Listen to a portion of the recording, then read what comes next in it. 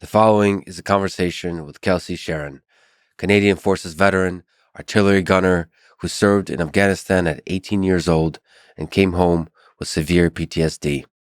She went on to found Brass and Unity, which creates unique jewelry, large part of the proceeds from which go to help rehabilitate the lives, limbs, and mental health of veterans and first responders. She has a big personality, big heart, and an intense passion for life. So when our paths happened to cross, I knew we needed to talk. This is the Lex Fridman podcast. To support it, please check out our sponsors in the description. And now, here's my conversation with Kelsi Sheren. You mentioned that studying history had a big impact on you and that your grandfather was a World War II vet.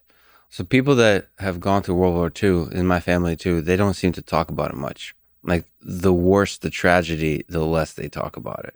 I mean, it's understandable. I can respect that. But I don't think people fully understood the value in human stories over time and sharing that certain civilizations don't have written language.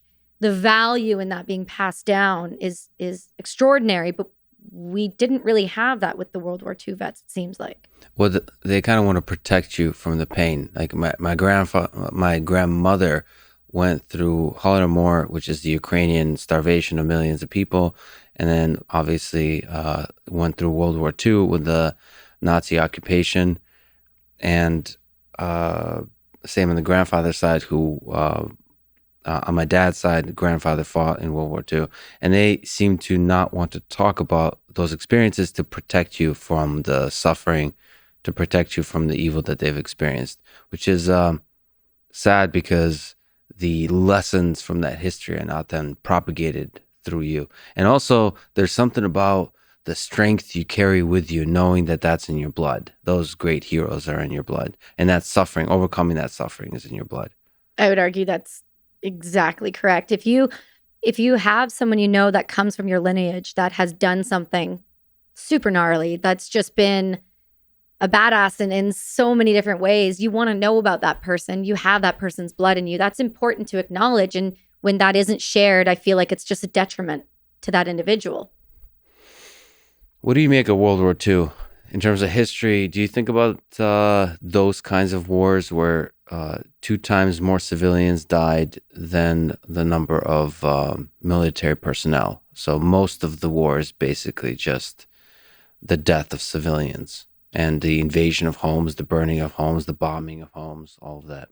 World War II for me, I find that was the first experience where I became just obsessed with history. World War II really did it for me.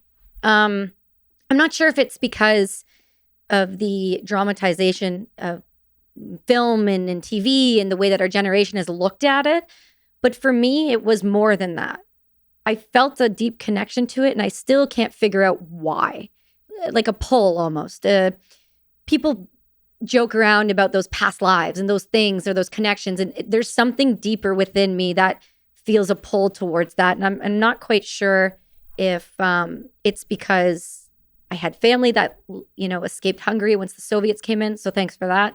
Or if it was because my grandfather served in it, or for whatever reason, I have this pull to it. And so when you think about the mass casualty of the civilian population, that's very difficult for me to wrap my brain around after being in a war and seeing when you have a small subset of civilians die, how much of an impact that has on that community right there in just a tiny area.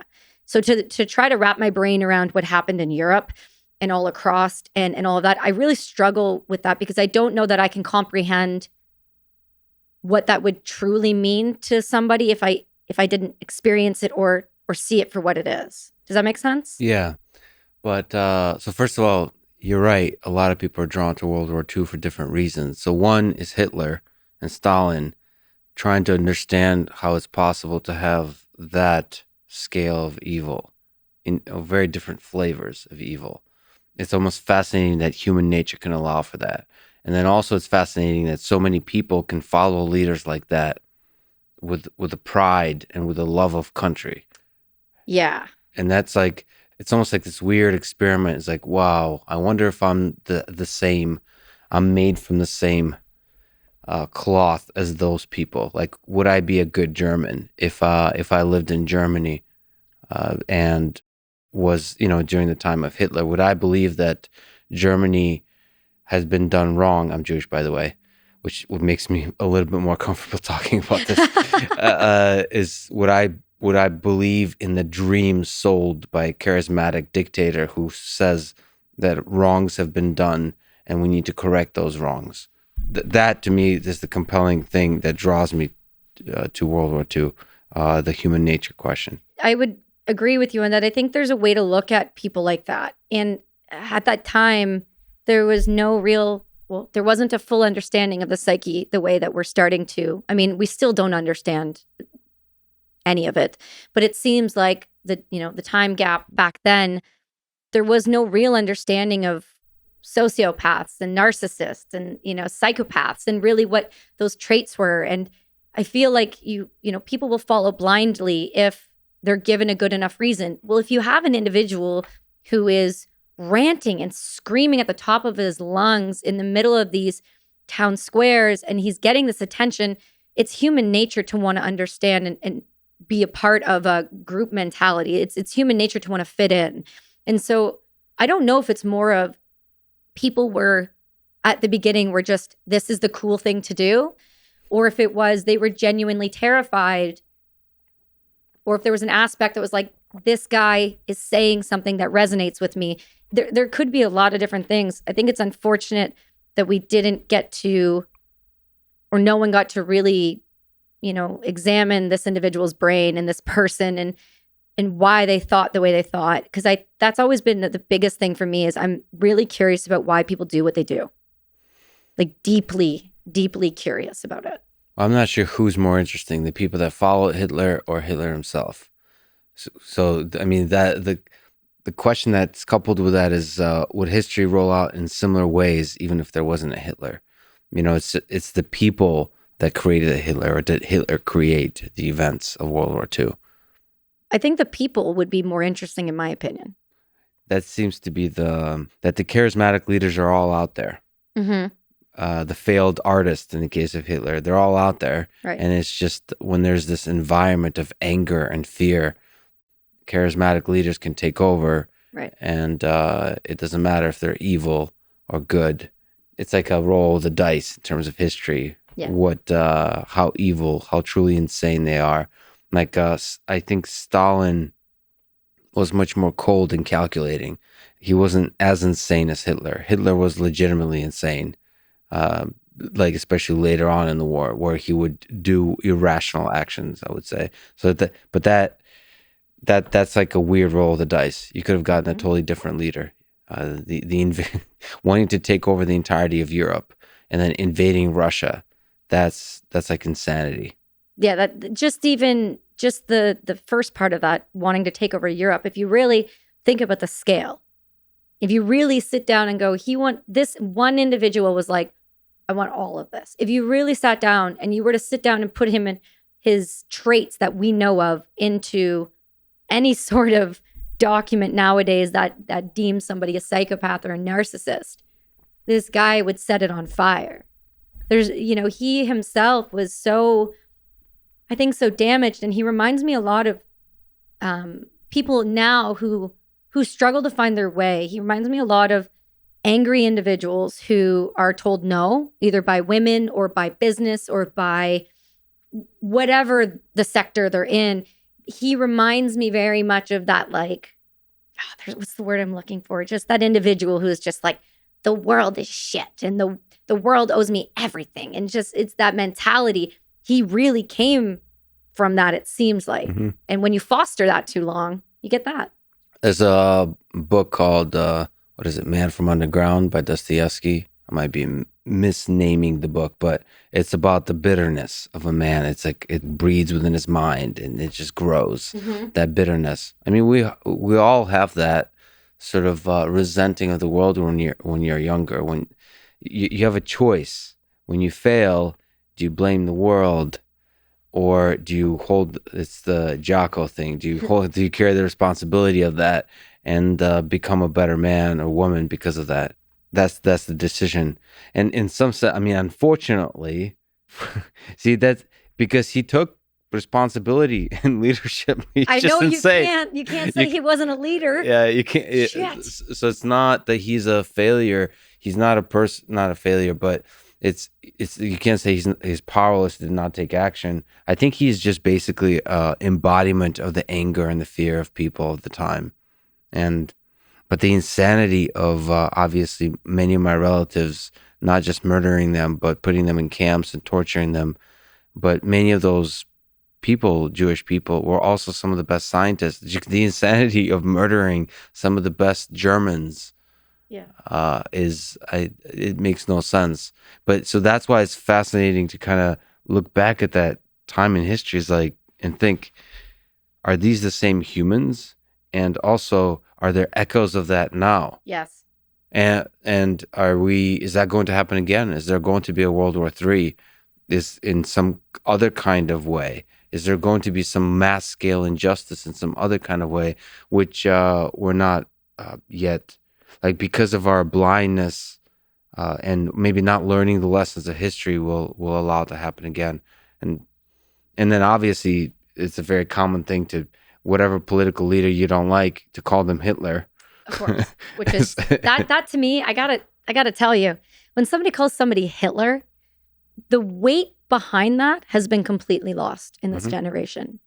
This generation does not understand what that truly means to call someone Hitler or a Nazi. Or Stalin. To be honest, the starvation, as I've just been talking to a lot of folks recently, especially like North Korea with Yes. Yeonmi Park, starvation. And I remember from my grandmother, it wasn't, I mean, time and time again, not having food to eat is the thing that people say is the worst. Everything. It's way worse than murder, not having food, and the places that takes your mind and the actions that forces you to do. That's terrifying. And all of that seems very distant in our history.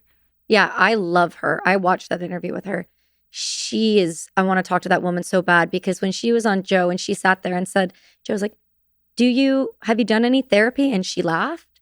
I was like, oh, that's my girl. It's such a fascinating, I mean, I would love for you to kind of talk to her and explore her mind, because we kind of explored her story. Right. And there's power and importance to her story, but it's so difficult to understand, like, how does she become healthier and better, even more so than she's already. She's recovered quite a bit. She's found herself quite a bit, but I wonder, is she haunted? You're saying questions I want to ask. Like, that's what I mean, because after being in a war, there are certain things, there's certain atrocities that you see that it doesn't matter the therapy that you do. And I don't care what all the special ops guys say. Like, I know plenty of them that have a light switch and they turn it off and they can function. But I also know them when they've been out for 10 years. There's things that haunt people differently, but there's no way there's not something going on there deeply.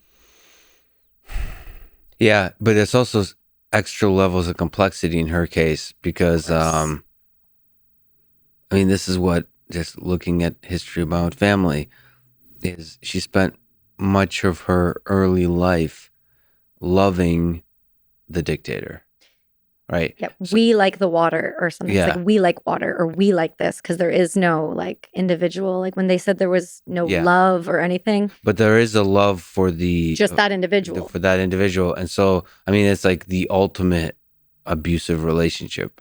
Oh, yeah. And, but it's still love. The experience, like, you don't know the alternative. So it's not even, it's complicated, because, like, I wonder if you truly explored it, what you would find, because the trauma, much of her trauma, I think, comes from when she was escaping North Korea, treatment by China. It's like and her mom, and what she had to witness within that, and being helpless with that on her own. So it's like evil men essentially abusing her, trading her, and doing so nonchalantly, like it's part of just the way of life. That I wonder if she sees kind of, it's so complicated, because childhood, it would be normal to her because she didn't know any different. Exactly. And there's, Like I grew up poor, but I never sensed that Because because your parents didn't make you. well, and everyone else around was too. Right. And so you don't notice it. I mean, it's a cultural thing. So the way you grow up, you only start to notice it when you compare yourself to others, when you learn of the alternative. And that's a dark reality when you're abused. You, I wonder, I mean, you truly begin to suffer in some kind of way when you understand that you were being abused. That's a dark kind of thought that I wonder if you live your whole life just in that abuse. If you don't know better, that's a safer, that's like what's a better life? Going, suffering and then learning that you were suffering, or just suffering until your last days? There's two ways to look at this. I'd argue on one side that suffering and suffering till you die, you know no different. So you can't have hope. You can't have this idea that there's better. And sometimes that's, keep that in its box. But then if you have kind of what you have with Park, where she knows now that there's different, she knows that there's better, then you run into those, what is the damage that has been done? What is going to be passed on as intergenerational trauma? I know she's a mom. So it's like, now you got to look long term a little bit, because now she's an influence on a child. And there's a positive to looking at both, I would say. And I know that sounds horrible for the living in trauma your whole life and just not knowing any better. But I don't know if that saves the brain and the body and just that overall, or if it actually would be better, because there's no way to really find that out, I don't think. Yeah, I think, but the reality is when you give people hope and you make them realize that they're suffering, you're putting a burden on them. That's the first step on a long journey. And so, and obviously now that she knows that the suffering, she wants to make people in North Korea currently suffer less. And that's an admirable goal. It is. It's what we do to each other. Is try to, like, when you see suffering in the world, you try to make it better. And en masse, that's probably in the long arc of history going to make for a better world. I'm hopeful at that idea for North Korea. I'm hopeful for that, because you never want to leave individuals suffering when you know that they're actively suffering while you're just living your day-to-day life in the Western world, just out grocery shopping, and you see all this food and you know in the back of your mind, like, that interview fucked me up a little bit, I won't lie. Like, and I had some of the girls in my office listen to it. They're just bawling, because we're all parents, and there's this idea that not being able to feed our children, that just the idea of that damages the psyche. It brings up the pain in the chest, like just the idea of it. And so going to the grocery store for about a week after that, I just remember standing there looking and just going, the fuck are we doing? But then there's that snap reality that comes into play and goes, so how do we fix that? You got to take on China. That's never going to happen. And the reason that's not going to happen, it's happening again. So Akani comes down through Afghanistan. Chinese are all through Afghanistan. Iran makes the deal with China for the roadway to get the oil. Well, that's done in the blink of an eye without anyone knowing. There's no way. There's just so much at play with China. They control such a large aspect of our world, unfortunately, that to take and free North Korea, a drastic action would have to happen. And then your people would come in. It would be a mess. What do you mean, your people? What do you mean, your people? You're Russians. Did you hear what she said about Russians? Did you hear what she says? Russians, I love Russians. You know what I didn't love? Yeah. The Russian recruiting video that came out. That shit was terrifying. Did you watch it? No. I told you about it, and of course you didn't watch it. I didn't watch it. Oh, I'm shocker. Sorry. The USA put out a recruiting video. Yes. And then like a day or two later, Russia put one out. And the recruiting video in the States was a animation of a female soldier with two moms. And she was going to go change the world, right? Russia came out with one. It's like, it's the character from like Rocky, essentially. And they're guys in the mud and just in the rain, just fucking doing push-ups, just pushing it out. They're just like, they see their boot, they're just like crushing things. And I'm like, and it's all like, and the deep Russian voice. I'm like, oh my God. Yeah. Which one is better, would you say? Which bothered you more? What do you mean by bother? Specify.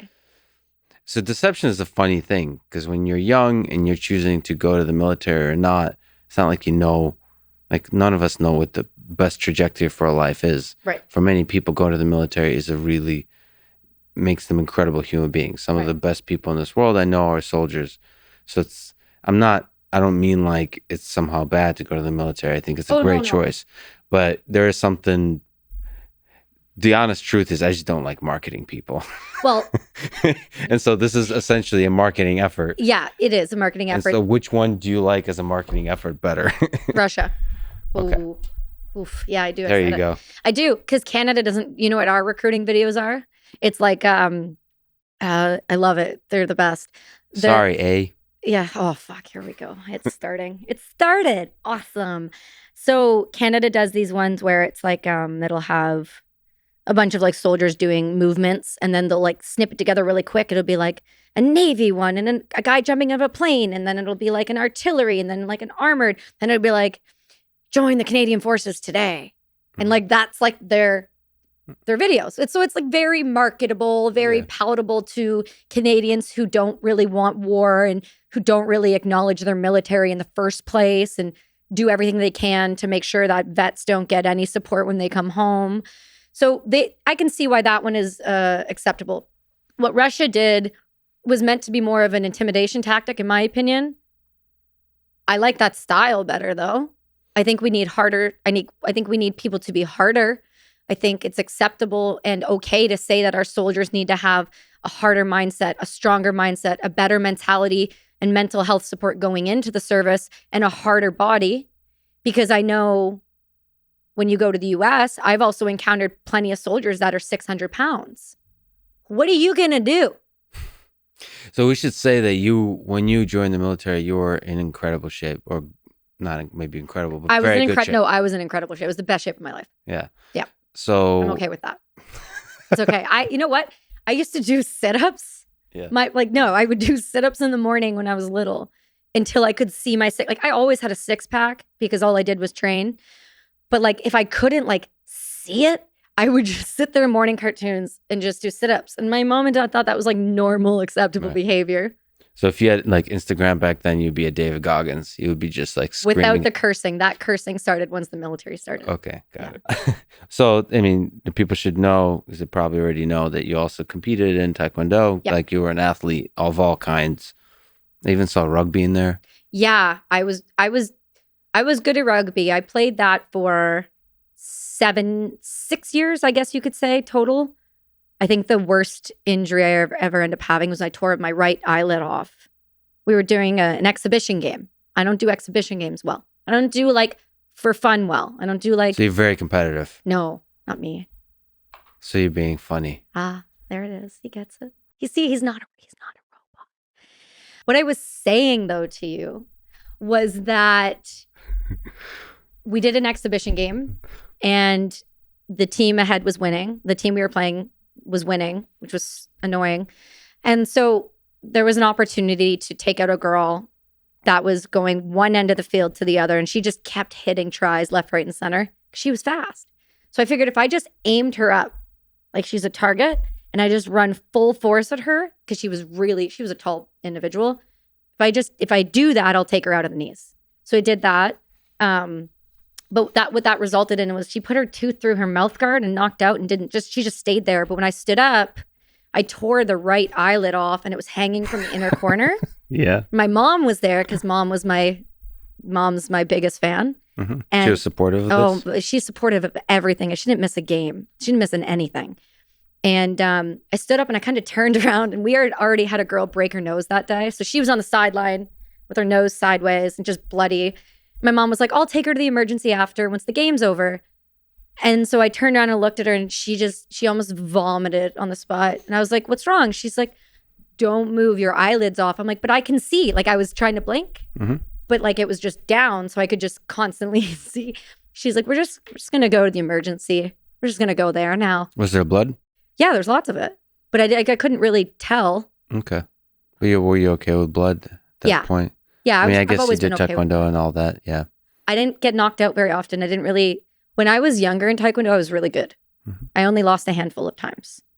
So when I did lose, that was bad. But I never had like a broken nose or a lot of blood on my face, like nothing like that really. So nothing freaked me out too much. Was there aggression there or just purely competition over skill? A mix of both. This was right after, not too long after my coach went to prison for statutory rape. And that was like how you talk about Park talking about how that was like, she knew love because of that person. That person was like a god to me. And so when that happened, I was just an angry individual from that point on. So there was competition and aggression mixed in there. Oh, like it was betrayal? That there's just somebody that was a symbol of love for you, could also be a very bad person? I used to eat, sleep, and breathe whatever that man said from 4 years old on. I lived with my coaches at a point, so I could train that much. I helped look after their daughter. I was at the club 24/7. It just, the idea that somebody could do something like that, yeah, that really messed me up. Where were you on 9/11? I was 11, and I was in my parents' basement. And okay. In where? Ontario. In Ontario, Canada. Ontario, Canada. What did you think of 9/11 at that age from Canada? Did it have an impact on you in terms of changing the level of evil you thought is there in the world today? Not initially. I remember it really vividly. I have a decent memory for certain things. It seems like stuff like that I stick with really well. I remember watching it. I was sitting on the couch, and my mom called my dad because my parents are truck drivers. So my dad was on the road, if I'm not mistaken, and he would go in and out of cities all the time. And I think he was on the East Coast. So my mom was like a little panicky. So she tried to get a hold of him on at the time it was like beepers. And yeah, so he would get a beep. He would go to a payphone and call us. Mm-hmm. And he was fine. And I remember my mom being like really upset. And I couldn't quite grasp why she was so upset. I knew something really bad had happened. It's when I then saw the second plane go into the tower. And I remember her just like the stereotypical like hand over her mouth, and she just felt sick, and she just was so confused. And I knew it was bad, but I didn't fully grasp it. We went to school that day, and they had talked about it briefly. You could hear the teachers kind of reminiscing about it. There was a point that week that all of a sudden, all of the children who were from a Middle Eastern family were not at the school. I just remember them saying like a lot of people aren't coming to school. But it was in particular, I think parents were afraid once it got out that it was of a certain group. They were afraid for their own kids. And fair enough. I mean, you never know. You don't know. And I knew it impacted me enough that I did write. I remember the school was doing a memorial for it. And I remember I wrote a poem. Mm-hmm. And a reporter was there, and I read it on air. That's like, I remember like, it was a very short one, but I remember I like wanted to do something, but I didn't know why or for what reason. I knew I wanted to do something to honor it, but I couldn't grasp why. You eventually went to Afghanistan. Yeah. Did that begin to plant the seed of thinking about conflict in the world? It's a good question. I've never thought about it that in depth. I mean, I've done 12 years of therapy. You think that would have come up, Dr. Passy, but apparently not. We'll work on it though. I mean, when did the idea of war start entering your mind? Late high school, I think it was for me. I finished high school at 17. I moved away and went to college. I went to Algonquin College because I wasn't smart enough to get into Ottawa U. So I was like, well, Algonquin she is. I just wanted to play sports. And frankly, I wanted away from my small town that I was living in. I went through like a bad high school breakup as a kid. And you know, that where you think that's like the love of your life and you just can't bear to be anywhere near anybody. And so I moved away as fast as I possibly could. And I didn't grasp it still at that point. Love and heartbreak. Okay. Why did you become a soldier? Why did you want to become a soldier? My parents told me from an early age, they always figured I would either be a cop. They didn't think military, but they thought it would be like a type A personality, possibly carry a gun situation. And I'd never hunted before. We'd never had guns in our house. I was never exposed to weapons of any kind. If anything, it was the opposite. We just, all the hunters on the property, like all the deer would come to our property and all the hunters would be, no, I'm not, my mom would put salt licks out so that they wouldn't get killed. Your property was the safe space for the deer. Yeah, it was 17 acres of forest and we had 2 turkeys that used to walk up and down the driveway every day. We had bears in there. Nobody bothered them.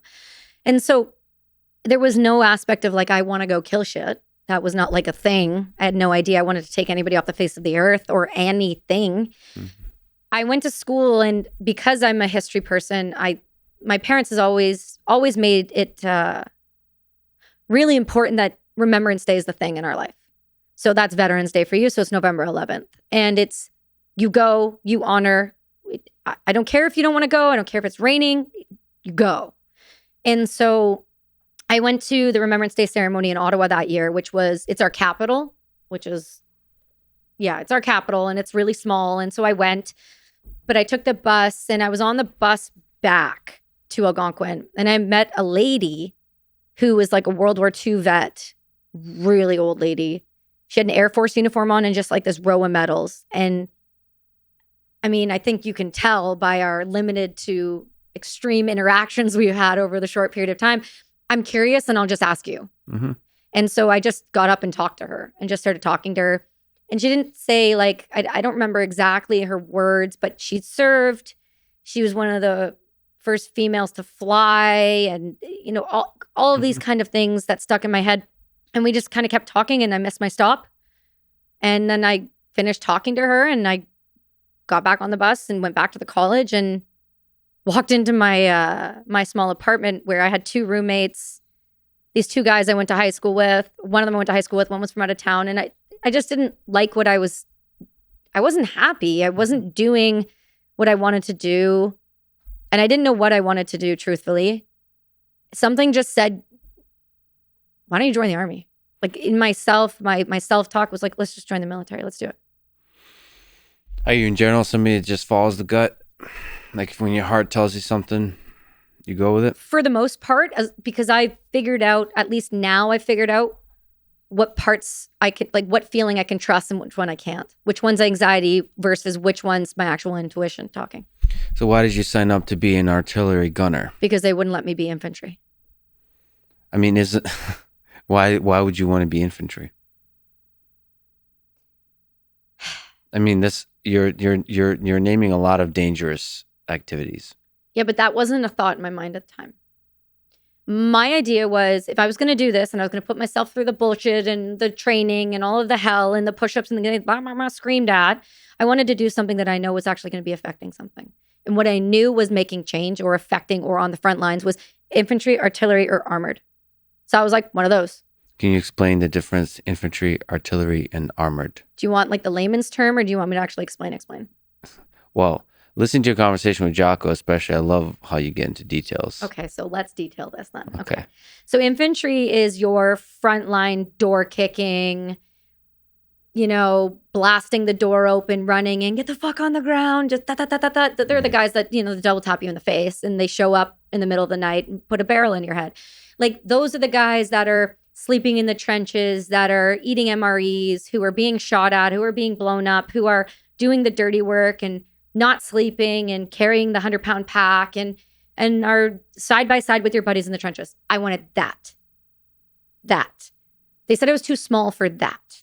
So then sorry to interrupt, you were too small, under 100 pounds? At the time I was about 103 and I'm 5 foot, like if you roll my back out, like I really try, I'm 5 foot. At the time though, I think my license said 4'11". So you were too small for infantry. Yeah, they just there was no mandate at which they said you can't be, but they said, we don't want to put you through training that you're going to fail out of and then have to recourse you and then find a new job for you. And they want to try to, if this is what you're going in for, they want to have you follow through that path. So then there was armored, which are your tanks. So that's your movie like Fury, where your tank battles which we don't really do anymore, but you're rolling around in tanks. You got guys in the back. You're a driver. You're a turret gunner, which I would have enjoyed. But the idea of being in a closed metal box. Something about it made me panic. So I was like, maybe not for me. There's, of course, power to that kind of big gun. Well, that's why I went for the bigger one. Okay. By the way, I think Russia leads the world in number of tanks. They're still, it's very like, what is it? Alpha demonstration of like force. Like, look, we have largest number of tanks. You know what takes tanks out though? What? Some gasoline, some old batteries, and a wire. Yeah, but tanks still look badass. They look great, but they don't last. But so much of the military, like we said with the recruiting videos, it's a display of power versus the actual implementation of power. Fair. Okay. Artillery. So I'm doing my best here. Yeah, I don't even know what double tap means, which you said earlier. It So means it's double tap is like 2 shots to the face. Why 2? To be sure. Okay. All right. You guys, taxpayers pay for the ammo. It's fine. So, but you don't want to do 3 because it's wasting the ammo. That's a waste. Okay. Double tap to the face. There's so much awesome terminology here, or gruesome terminology, depending on your perspective. Apologies. Okay. So artillery. Yeah. So that's the hand of God. Sorry. No, that's intensely romanticized version, but okay, artillery, the hand of God. So because it will reach out and touch you from wherever we want. It's like F-18 pilots or bombers. You won't know they're there until they're there.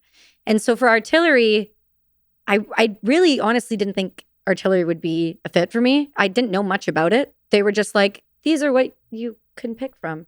And I was like, I'll go here. So in World War II, they used much closer artillery. So it's we're called the Royal Canadian Horse Artillery because the Queen made us royal. So Canadian artillery. And we shoot these rounds. When you're in training, you shoot smaller ammunition. They're about 40 pounds. They go, I'm going to get this wrong, 20 kilometers. So whatever that is in your mile things. And they have a casing on them, and they're much easier. They're easier to handle. The guns are smaller. You need less people for them. They're basically what you train on nowadays. It's not what we use overseas. What we use overseas, now those things are beautiful. Those are just a sheer work of the engineering behind them just makes my heart skip a beat. Yeah, the engineering on modern guns is amazing. So are we talking about machine guns here? So like no, you're talking fully about, automatic? No, you're talking about an artillery gun. So what it is, it's a 155 millimeter howitzer that shoots up to 40 kilometers accurately, 45 unrecorded, and it shoots 100-pound round. Oh, okay. Hand of God. So there is still precision. Accurate as hell. Accurate. Okay. Accurate if the people behind it that are shooting it and aiming it are accurate. Okay. So how, at which stage of the warfare do they come in? Are they saving you? Like, say a bunch of people get raided, a bunch of the infantry get raided, and then the artillery saves them, or are they the first line of attack, or what are they? Where does the artillery go? Like the hand of God presumes because it reaches they're helping. Yeah. That's it. So depending on the operation or whomever is running it or how they want it done, sometimes if they just know there's targets, they'll use us. High value targets. So we have this round. It's called the Excalibur round. It costs about $500,000 per round. It comes in a special tube that is like sealed and locked, and you have to get permission from Ottawa to shoot it. And it's only used for VIP targets. So like we have VIP for everyone. And it's GPS guided, it's rocket propelled. And when you fire it, it will, if this is a wall, and somebody's standing on this side of it, will hit you right there. We won't touch that wall. It will hit you pinpoint. It'll go right through whatever, concrete, whatever, and then it will destroy. So it's basically the same thing as being a sniper, but with a much more damaging weapon. We don't use that round often. I think it's only been used a handful of times max in Afghanistan that I'm aware of. Again, I wasn't there from 2009 until 21. But I know people that still deployed in those units, and I don't know that it was used very often. But the regular rounds, so there's HE, there's loom. So HE is high explosive. There's loom. You shoot that, it explodes in the sky. It lights up the sky for the infantry below. Wow. And then there's shrapnel rounds that will explode in the sky, and then shrapnel just rains down hell on you. HE is what you use normally I'm trying to say this right because I know people squawked at me about some of the stuff on Jocko, so I'm trying to be very accurate. In my experience, we used HE rounds to wipe people off the face of the earth when the infantry needed us. So we would get a call at any time, and there's always 2 guns together. So you never go solo gun ever. If you are, it's sketchy and there's bad shit's happening. Can you explain that? So there's 2 people, 2 guns? No, 2 guns with each gun troop. So each gun troop has 5 to 7 people running a gun at all times. Oh, wow. Okay. It takes a lot of people to run one of those. How much electronics is there? The GPS, like the computer system that's on it itself, I never ran that much, but it is completely technologically, it's GPS guided. All you have to do is literally type in the coordinates. Then you've got the 2 big, there's a technical word for it, but basically wheels. And one does the trajectory, you do your, right. And you're just kind of doing this and you're watching it. And once you hit your target, it'll tell you that's where you need to hit. Do you know if there's any like AI stuff, like computer vision, like where there's cameras and they help you target using like all different kinds of cameras to see through like the fog, all those kinds of things? No, we use the FOO, which are forward observation officers, which are an artillery individual that is embedded with an infantry unit. Oh, wow. Okay. They call from the front, give us their grid coordinates, and basically say, like, don't drop this on us. Got it. So, well, you know what not to which parts not to shoot. Correct. And then as long as no one moves. Don't move. Stay still. But you can hear it coming. Yeah. But you can't hear it until it's too close. So like when I went, sorry, go ahead. You were going to say something. No, what's the experience on the other, like what does it feel like to be maybe infantry or underneath it? Underneath the artillery. Well, I had the rare opportunity to do that. And I have a video I'll show you after. It's terrifying because I know the people that were shooting it and I know them personally and I know what they're like as humans. And for the most part, they're dialed. But you get the odd duck where you're like, I've seen people have an ND, which is a negligent discharge. You basically get charged for it. You get in a lot of trouble because you can blow people up. And accidents happen. And so I know accidents can happen in stressful situations. And when I was with the Brits, we had to call danger close artillery. And when it goes over top of you, it sounds like thunder and lightning. So you fire it and it's not the stereotype that you hear in World War II where it kind of like that. It's more of like a crackle. And then you just hear like a whiz and it shit just goes everywhere. It's loud. It shakes the ground. It shakes you. You feel it. Okay. Is there some more words you can put to like the experience of what it's like to be in the heat of battle there? So what is there literally, is it hot? Is it Are you talking about being under it or shooting it? Under it. Oh yeah, 55-degree heat. You know that you're waiting for it to be called. You feel an overwhelming excitement to start because for me, I'd never been under it. So I was like, okay, I had my camera ready like I was a kid at a candy store and I'm like, I want to watch this happen. And once you hear the crackle, I got really fearful. My anxiety kicked up significantly. I got to the point where I got numb. Like my nerves were on overdrive so much that like my body would go like numb. Like I could move, but like my nerves were numb, if that makes sense. What were the nerves like? Are we talking about fear or is it just no. Anxious excitement? Anxious excitement, hopeful that they wouldn't blow it up on us. And there was this excitement that's hard to describe because you don't want to be excited that you're dropping bombs on people. But when you just saw their faces and they're shooting at you, there's this overwhelming feeling of, got you, motherfucker. Yeah. Yeah. Well, we'll talk about that because that's such a difficult thing about wars. You forget that it's other human beings. Yeah, because those other human beings are doing really bad things to you. And so the very basic anger takes over, hate can take over, and then also just the excitement of almost like video game like, aspect of war, like sport. It's like sport, that all of those elements are all baked in. And it's hard to be philosophical in that situation, it seems like. I've never played video games, so I can't compare it to that, but like from like a sports perspective, yeah, I could argue that. Like I felt like we won there for a second. And it's not just like a heat from outside, it's like this radiation within you that is something I've never felt since. You just to take a small step back to the weapons training, what kind of guns did you train on? Because you also mentioned a rocket launcher. I love Carl Gustav's. What are those? What are those Carl G? Carl G's? What's that? What's a it Carl like? G? My only experience with the rocket launches is from the movie Commando with Arnold Schwarzenegger. Oh yeah, and we've all discussed that. I haven't seen that yet, and I've heard about it, and people have made me tell. Yeah, I know. I feel like you haven't seen a single movie that's relevant to war or military, because every time anyone brings it up, you say you haven't seen it. I don't have time to watch movies, Lex. Platoon. You haven't seen Platoon, which is... You're the scientist. How do you have the time? I'm not a scientist. I just play one on TV. Oh. Okay. Sure. So what can you talk about the Carl rocket G's. launcher and maybe any other... Yeah. For both engineering, actually, to me, those guns are very interesting from an engineering perspective too. Well, they should be. They're fascinating when you take them apart and you see how small the parts get down to and how necessary every single little piece is to make that thing run. And even without the tiniest little BB, smaller than a piece on there, an artillery gun might not run. So we were trained on Carl G's, I think called M72s, which are disposable rocket launchers. I'll back up. Carl G's are around, I don't know the exact millimeter of the round. It's been a while since I shot them. We only did those in training.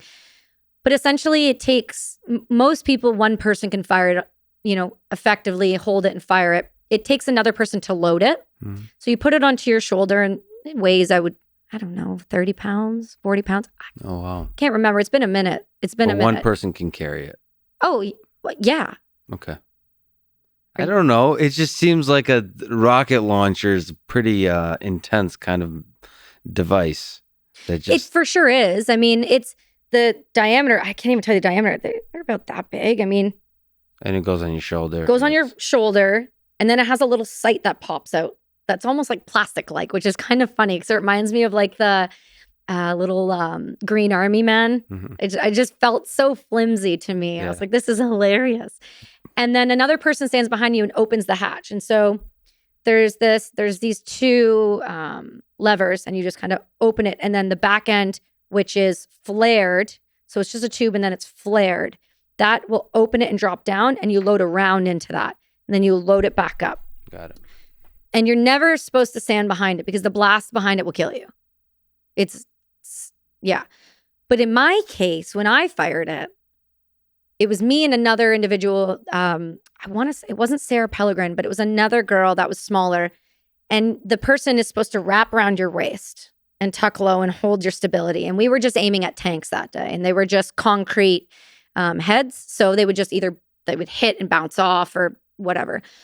And so when my sergeant saw that, he just kind of looked at both of us and was like, no, I'm just going to. And he got real low and just like wrapped both of us. And then we'd fire it. And it feels like you're getting punched in the side of the head on repeat by Jocko. Yeah. You lose all your hearing. You just snot comes out of your nose and you're just kind of discombobulated for a minute. It's a real mind fuck. Is there any other kind of guns that at that time, because you were new to this, you haven't shot guns when you were younger, that were really impressive to you in the training process? All of them, because I've never fired a weapon. So we had the C7s, which are like your M16s, I believe. The long barrel. The cute thing about those is when I have that slung, my barrel drags on the ground. So that's fun. And they shoot, your 7.62 or your 5.56 round. I loved that. I preferred the C8, which was a short barrel, which is what the SF guys use. Not because it's cooler looking, which it obviously is, but because it was functional for my body height and it didn't drag on the ground when I ran. I loved those. They're your personal weapon. Being an artillery gunner, if you're not an officer, at least in our unit, you didn't get a side piece. I didn't have a slide piece, Lex. So I never had a handgun of any type. I fired those in training. You can't get over that side piece comment. Look at you. I was gonna say I know what a side piece is. You don't have to explain to me. But you're single, so how do you even have a side piece if you don't have a main piece? The joke would be the fact that we have a total misunderstanding what side piece is. Okay, great. So you didn't have a side piece as a non-officer. Right. So I never fired those much. We did grenades in training. Oh, cool. Yeah, grenades are fun. I love grenades. I have a massive one tattooed on me. I have them all over my office. How does a grenade work? There's the spoon and the pin. So the pin holds the spoon in place. When you pull that pin, the firing mechanism inside, as long as the spoon is up against it, it won't fire. As soon as that spoon goes, I believe it causes a reaction on the inside, and you've got about 5 seconds to check it. You'd be better to ask that question too. I don't want me to get philosophical on this. No, you're not. You don't have to. But there's something about a grenade, because you're essentially committing suicide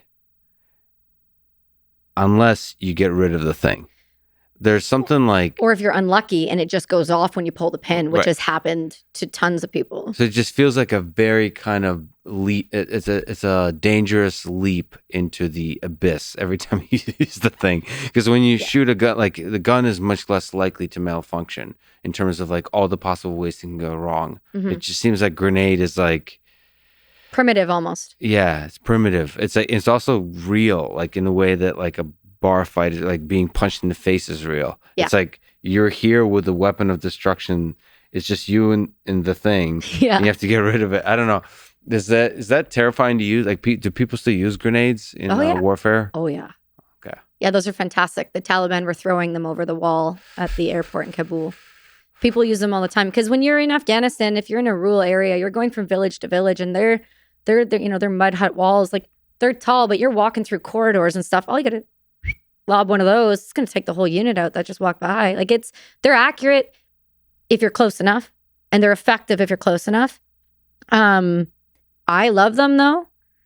I think they're fascinating to me because they're such a tiny little thing with such devastation.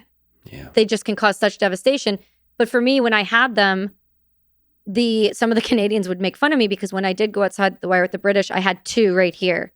And I remember I put a piece of tape over the spoons because in my mind, I could picture myself searching someone and grabbing me and pulling that.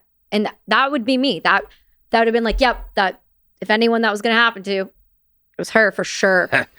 So you were deployed to Afghanistan in 2009. Mm-hmm. Okay. And like we said, you were in perfect physical shape. Fucking epic shape. Epic shape, six-pack, or, I mean... Yeah. Oh, okay. So you could do a lot of pull-ups and push-ups. Yes. And... Yeah. Okay. And well-trained, would you say? Were you already No. No. I'll argue that point till I'm blue in the face. I actually spoke to my sergeant. He's not a sergeant anymore, but Sergeant Marc LeBlanc, he's in Africa right now on a deployment. He gave me a call the other day, and I remember talking to him about this. And it's frustrating because we were at an active war. We were involved in an active war where the units that I were in were dagged red, which meant they needed people. So when you need people, things go quick, whether or not that's right. I mean, you could argue that's the similar thing to what's happening in the world right now. We needed a vaccine. We got a vaccine. Is it the best it could be? Could it be better? Could it do more things? Sure, probably. But with the time that we had, we did the best that we could. That's my logic on that. For me, I joined the military in November of 2007. I was in basic training in January of 2008. I was graduated basic SQ, which is all your weapons training, your DP1, which is your trade-specific training. So whatever trade you're going to go into, whether it's infantry, armored, artillery, medic, whatever, that's your DP1. It's called different things in different units. And then I got posted to my unit in September. So January to September, I had done all my training, and I'm an English-speaking individual. I got posted to a French unit that only speaks French and had to learn all of the weapon systems, everything, again, that I just learned in that short time frame in French. This part of your story that you're telling this to Jocko is, one way to say it is very impressive, that you had to learn all of this in French. So there's also the camaraderie, the social aspect of it, which is difficult probably. I didn't have any. I didn't have any. But it also would make you a more effective soldier to be socially, for that cohesion to be there, right? Yeah. But also just understanding the basic terminology Correct.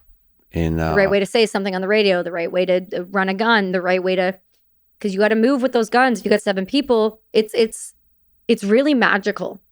I'll send you a video. When we did some live fire and workup training in Texas before we left, we did a competition between the other gun to see who could fire 10 rounds faster. Wow.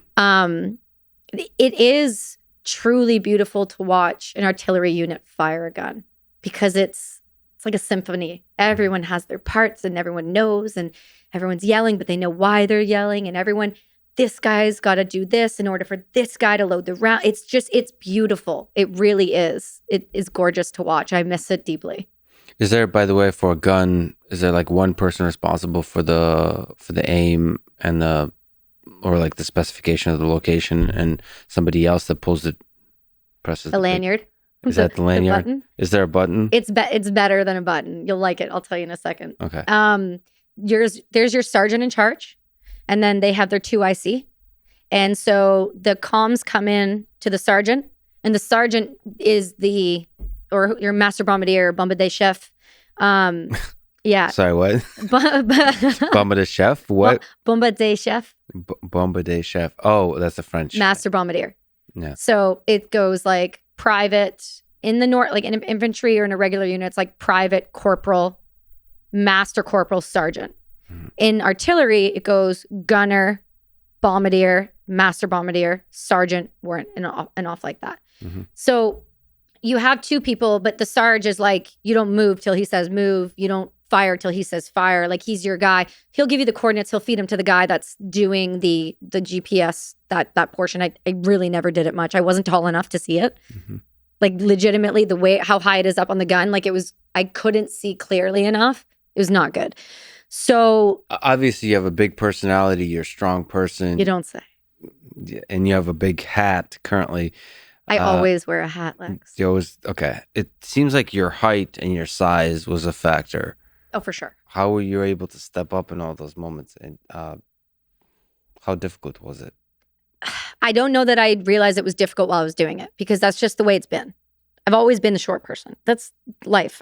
Nothing I can do to fix that. So there was no point, when am I going to whine about it? I'm going to break my femurs and insert things to make me grow a little bit? Maybe since you're in robotics, you can figure that out. Okay. That's your task now. Make me be 5'3". That'd be great. For artillery, really what it came down to was the unit. When I got there was only a couple people who spoke any sort of English, and my sergeant was not one of them.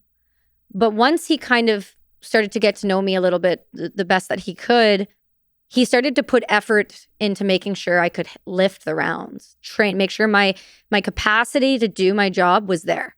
And so he took me under his wing in that aspect. So he would take me to the gym with him, and he would show me exercises that would specifically help me load the round. So pick the round up from the ground, pick it up like a trick to put your knee under it, use your legs. Instead of just pick it up, use your back, blow your back out.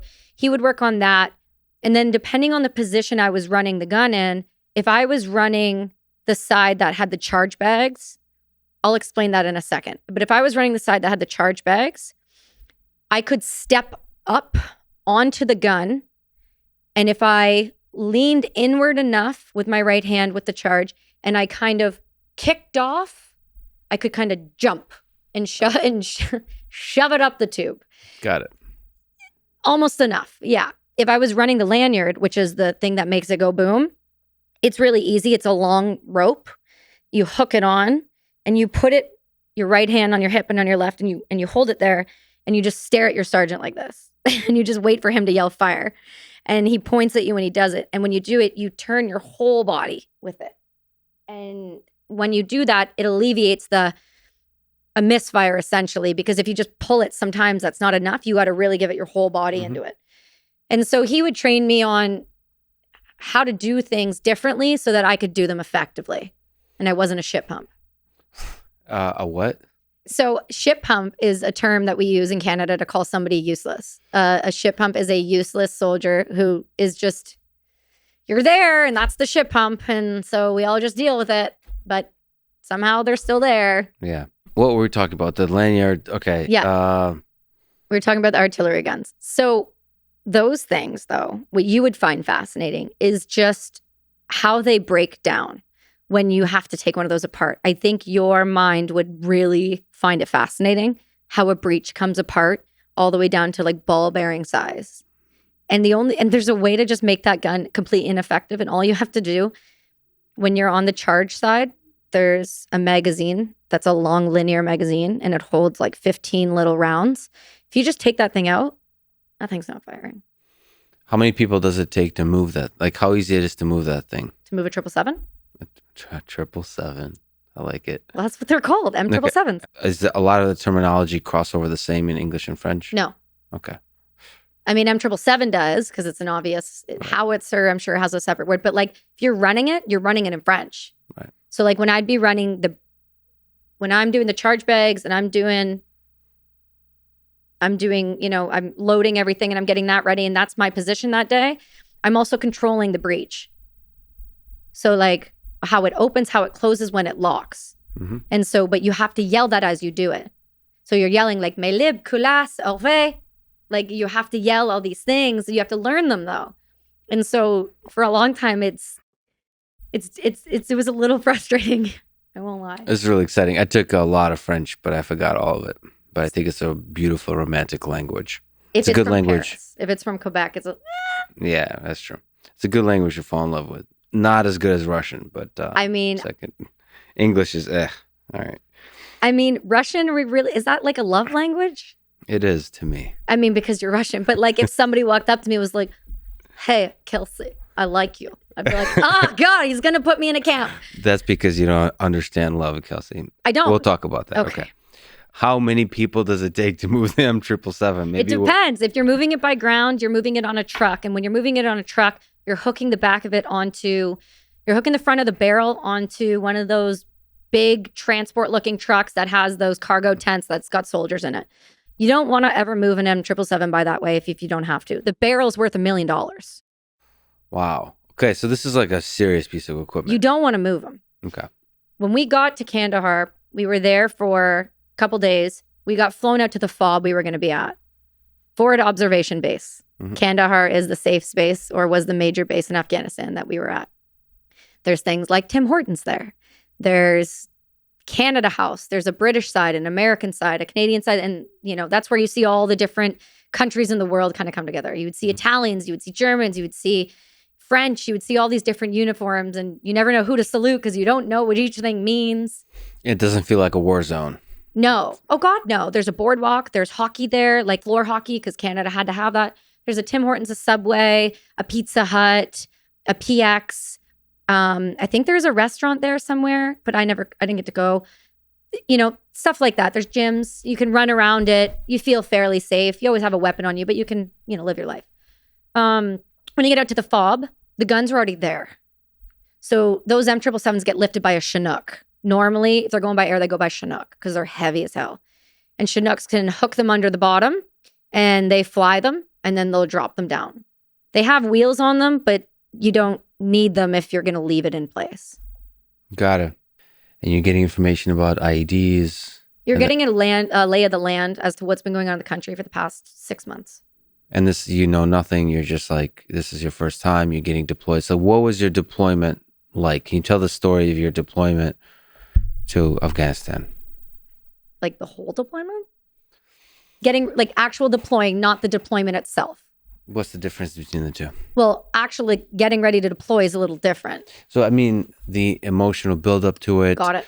And some of the memorable things that kind of you remember from that experience, both on the excitement, I get to see battle, I get to be part of this, and the fear, and also like being surprised, like with the Tim Hortons and all those kinds of things. So like the lead up before everything shit hit the fan. Okay, cool. So you're such a fascinating person, but yes, something like that. I've been called many things. Yeah, fascinating. That start with the letter F. Yeah. No, I don't know. I don't know many words with the F. Okay, so with the build up to the deployment. So for the build up for the deployment, I was in Quebec and my unit was deploying from Quebec. And at that time, you kind of get your marching orders. You know you're deploying. I knew I was deploying before I even graduated. That's how much they needed people. So once I did all that training, on graduation parade day, a couple men from Quebec in uniforms came over and said, you, and you are all being posted to Vakietse, and you're going to deploy with us in April. So that's how I found out I was deploying. Why was there such a need for troops in Afghanistan? That was a well-known thing that there's a scaling up of troops? And 2007 on, Canada really started taking a combat role. Before, it was very much more a UN type deal, where doing what we normally do in most wars, where we wear blue and we don't shoot anyone. And so we're there to help. And so they were scaling up. And there wasn't a lot of people in those trades initially, I think, when the war kind of started. So Canada really started to scale. And so when I got to Quebec, we've kind of found, oh yeah, we're deploying. And it was a weird situation because I've never actually been at a unit on a non-deployable unit. So I don't know what they do day to day that's different from what I did. I just know what I did. So we would do things like in the morning, we would get up and we would meet for PT at 5 a.m. And that would include going for a 10K run or playing ball hockey for a few hours in the gym or lifting weights together or, just going on a ruck march, a long ruck march, just stuff like that. You would have a shower, you would meet, and then you would just sit around the regiment. You would just sit around the regiment and you would, if there was busy work, you'd mop the floors, you would clean weapons. There wasn't a whole lot until there was a whole lot to do. Mm-hmm. We did a lot for a while. And then we went away on workup training to Texas for a week. We came down here and we did live fire with our other troop that was going to be with us. So Alpha had 2 guns, and 2 guns has 2 groups of people. And so we all would go down to Texas and we did live fire here for a week. And I ended up getting gastro, which was awesome. So thanks for that. Apparently they were having water problems and sanitary problems. So everyone was getting it on the base. Okay. So it just makes your life way harder. I didn't get it towards the end. So that was fortunate. So we would live fire. We would go out to the middle of nowhere. The guns would be there. And we would get offload a truck of rounds, and we would do live fire, and we would practice, just constant practice. What's that saying? Perfect practice makes perfect. Yeah, so this is essentially like a shooting range for artillery. For long range. So what does practice look like? So you roll up in your trucks, and you've got each group of people. You've got 2 trucks, and then you've got like a medic vehicle, and then you've got like an officer vehicle and a comms vehicle, and you go to your prospective guns, and then you offload your ammo, and then you basically wait for them to send you like a fire mission. Wow, get that together. They would say a mission sit, so it'd be a fire mission. So we'd wait for that, and once we got that, then you all run like a bunch of scattered rats to the gun, like it's like the greatest thing you've ever seen. Mm-hmm. And then you just wait. You wait for the call for the sergeant to say, and then you'll hear it because it's not headphones. You can hear it on a speaker. And it'd be like, I'm not going to do it in French. Don't ask. It'd be like, so-and-so, 10 rounds, fire when ready. And then you would get your rounds ready and everyone would have them ready. Everyone would be in their respective positions. And then you would wait. And then they would say, fire when ready. And as soon as they say fire when ready, that means just start going. Just start. And then that's when the magic starts. You go like the loop. Like you shoot one and whatever, there's a reloading process. Yep, there's a loop. So what you would do, you get the fire mission, you would find out the rounds.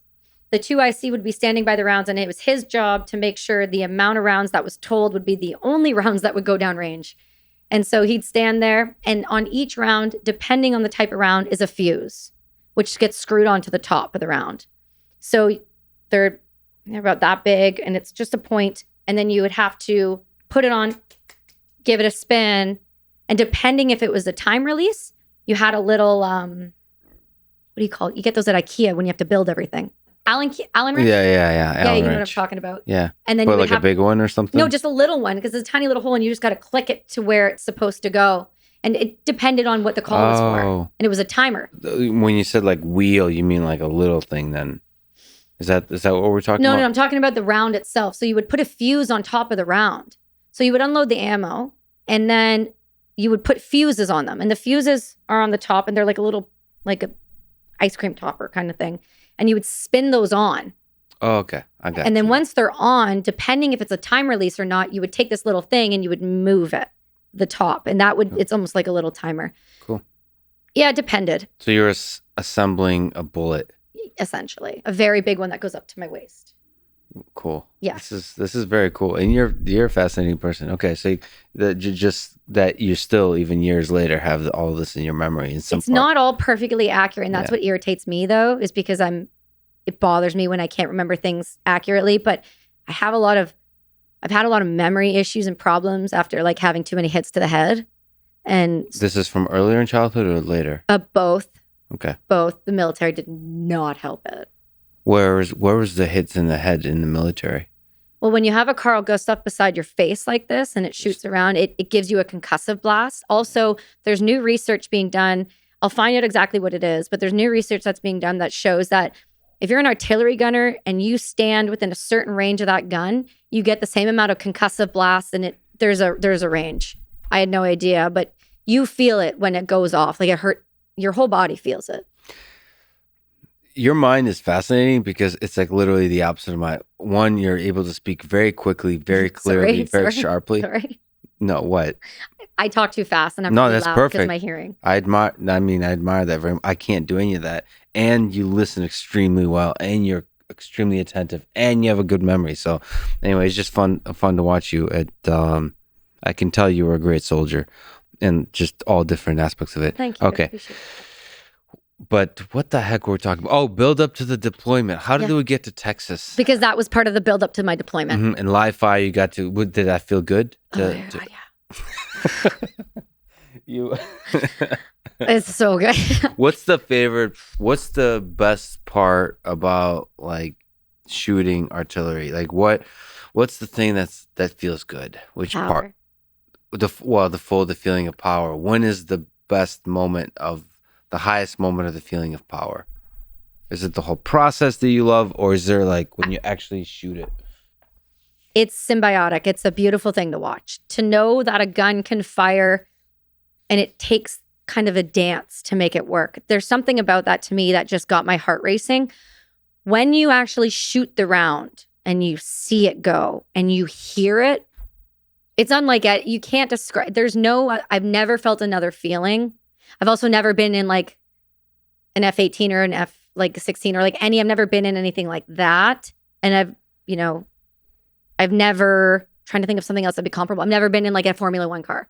Those are the only things I can picture being that much for me, because to shoot one of those and to know that you've done your job right means that you've helped. And that to me was really what did it for me. When you hear your sergeant say, mission accomplished, target hit, target acquired, then you're like, that's the good feeling. That's the stuff. Quick pause. Take a break, Lex. Okay, so live fire in Texas. We're in Texas, by the way. Fort Worth or Fort Hood, one of them. Oh, okay, so like is that close to a big major city? Do you remember visiting a city? Or No. We fly right into the tarmac and they're like, don't touch the snakes. And then they send you out to the field.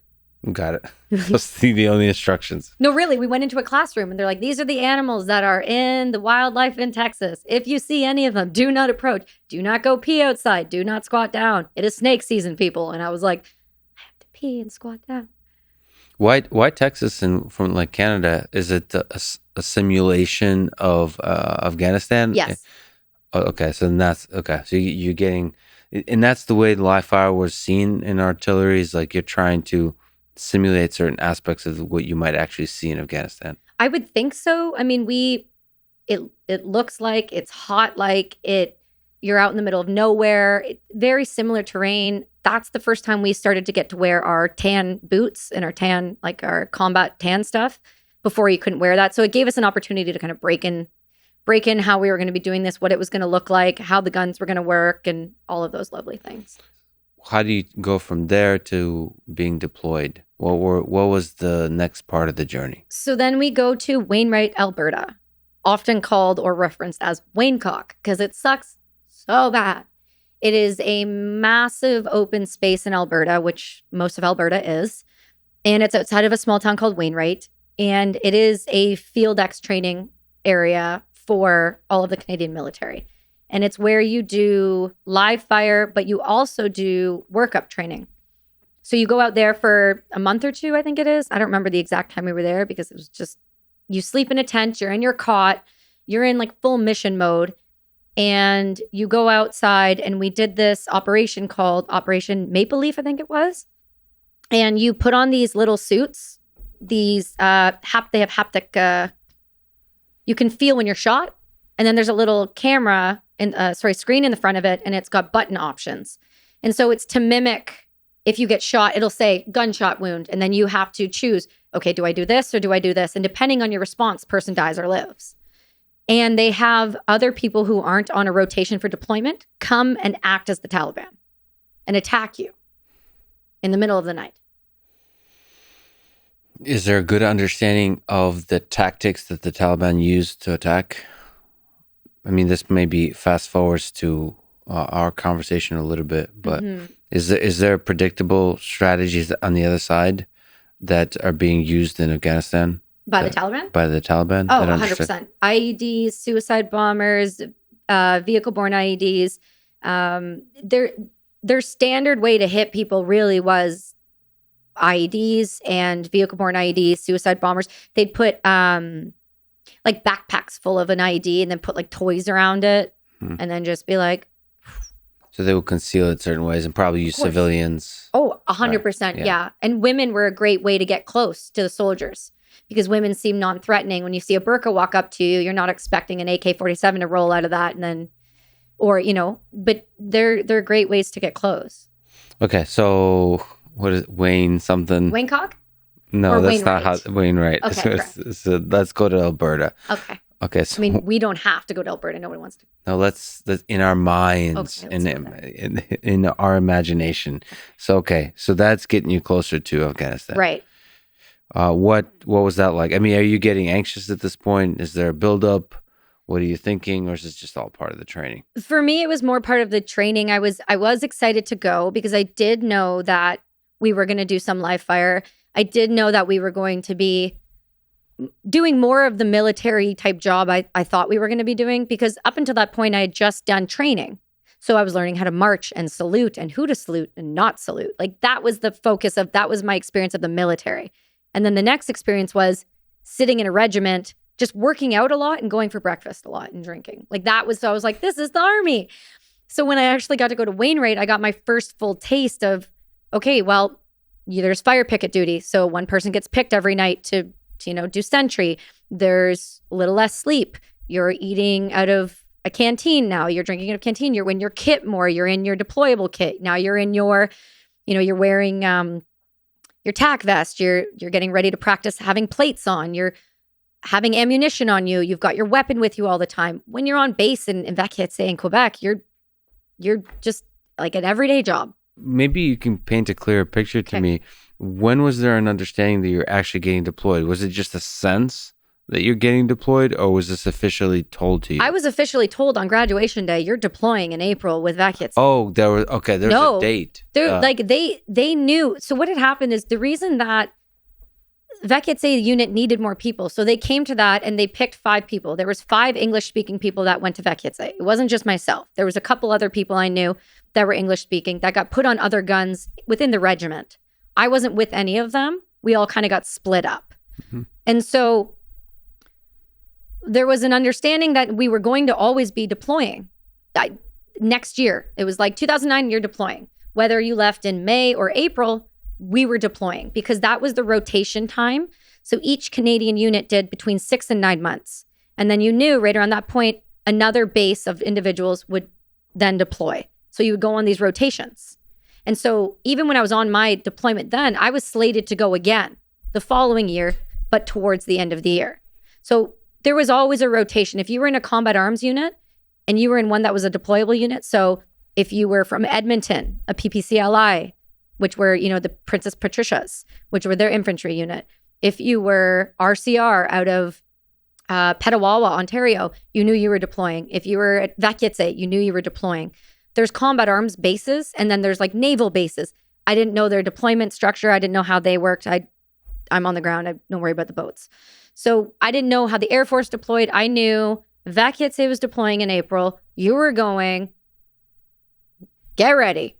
That was that. So you show up to Afghanistan. Right. What is a combat arms unit looks like? What's the situation look like? How much chaos is there?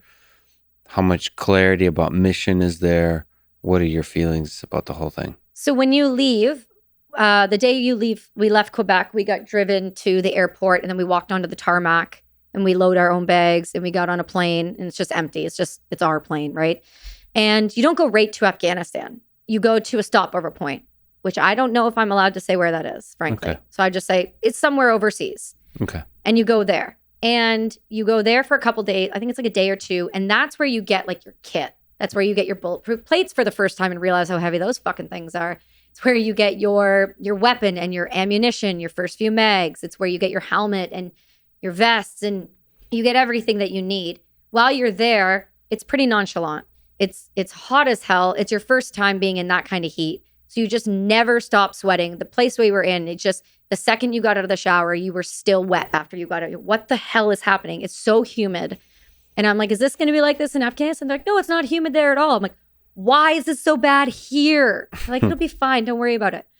So, and where we were there, it was kind of cute. We were like in a base within a base and they had like turf and we had like ice cream and fruit and you could go get on a computer. You could go make calls. You had showers. You had a real bed. It was very kind of okay for that point. And then you got all your stuff and then, okay, we're rolling out, which is about a 5-hour flight. Again, my experience with helicopters is mostly from another Arnold Schwarzenegger movie, The Predator. I'm not. Do you want me to say I've never seen it? I've never seen it, Lex. Do you feel better about yourself? No, you want to tell the audience all the excellent shows that you mentioned me offline that you watch instead of Platoon. Listen. Yeah, that's no. I understand. Is Sex in the City? Was that more important than Platoon? Oh no, I've never seen that. Don't put me in that category. Why? Did you just put me in a box? I did. I watch like Homeland. I watch a lot of documentaries. I like to watch real things more than just film. I did a little bit of film stuff when I got back into Canada, and I was like, once you've seen how it's made, I'm like, I don't want to do that. You want to, yeah. I mean, I'm the same with superhero movies. It doesn't. I want something closer to reality. But then movies like Platoon reveal some deep aspect of reality without it. I did Superman, Man of Steel. Wait, you were. What do you mean you did? I was not a military expert, but I was a stunt expert. Even though I didn't actually have to do any stunts, it's just because I had previous military experience and they were going to have me as an extra as a military person. But if you have previous experience, they have to make it as like a stunt role, like so you get paid more. Got it. So I got to sit at a desk and I was in that like, you'd see me like for like 2 seconds. So what you're saying is you were the mastermind behind that movie. For the entire thing. Okay. You're so accurate. Okay, great. Your representation of me is just fantastic. The combat arms unit right. in Afghanistan. The ice cream machine. What, like when you actually get closer and closer to the mission, when does that happen? When I, got to where we were before we were leaving to get on the plane, I don't think I realized what the hell I was doing. Truthfully, like you're asking me all these, like, what did you feel? How did you, like, when I really think about it, if I sit there and really think about it, I was deploying, I was aware, I knew what I was going to do, I knew my job. But once we actually stepped onto that Herc to leave to get into the Afghan airspace, I think that's when it hit me. Yeah. I think it smacked me in the face so hard. And that's when the overwhelming just reality was that, oh, fuck. When they said, make weapons ready, put the barrel to the ground, put your helmets on, that's when they start flying tactically, which means they're going between the mountains. That means we're going to land soon, which means if you're flying like this, it's because RPGs can hit you. So that was my first moment of, oh, I could like just be shot down right now. Like I didn't grasp it. I was, how old was I? I was 19. 19, yeah. Wow, okay. So that's why I feel bad when I'm trying to explain to you, because it's hard because I don't know that I actually did grasp it until I was in the air getting ready to land in Kandahar. When was the first time you heard bullets, enemy bullets or enemy explosions? Well, when you're in Kandahar, when you're at CAF, you're fairly insulated away from the main walls. You would hear stuff go off, or you would hear the rocket sirens would go off. So you would hear and everyone just kind of got down on the ground and just waited for the all clear and then got back up. I didn't hear any actual live fire until I got to the FOB. It was more just a lot of noise. You would hear a lot of helicopters, a lot of planes going in and out of the base. So there was that sense you could feel the ground shake when they took off. But there was that sense, things were going around, things were happening. You just weren't far enough. You were not close enough to the edges of CAF to see it. Mm-hmm. What's the FOB? FOB is a forward observation base, which is a small little base out in the middle of wherever. And that's specific to artillery? No. That's in general just an observation base from which for infantry to go in and out of, for armor to go in and out of, special ops go in and out of them. They fly, they'll stop there, they'll pick people up or do whatever, then they'll go out. So it's a forward observation base is used essentially to have eyes in that area without having to be doing patrols every 5 seconds. But there's not, is there like medics there? Is it Oh yeah. So it was actual base? Yeah, I don't call it an actual base. You sleep in tents and cots, and the walls are this mesh material that are filled with gravel, and that's the walls. And then you have towers. You had I think we had 5 towers because the Americans ran 4 and we ran 1. And so it was an American FOB. It's called FOB Ramrod. And there was were they Marines? No, I think they were the 101st. They were out of there. This is where I get dicey because I was moved a lot. So when people are like, who are you with? I'm like, I know what their patches looked like. Right. I don't know the full ins and outs. So I'm working on getting that back so that I can tell it accurately because I believe it deserves that type of respect. But that being said, I'm still trying to, wrap my brain around all of this. Yeah, you almost have to go back and do like research to understand the full details of all the things you were experiencing. And so I reached out to actually a bunch of people even before I wrote the book, and I didn't get a lot of answers. Well, once I did Jocko, all the people have reached out to me and were like, hey, and I'm like, called you. So now that's why I'm doing the rewrite, is I'm working on making sure that things are exact. And so there was infantry units going in and out of that FOB, and it was a really tiny FOB.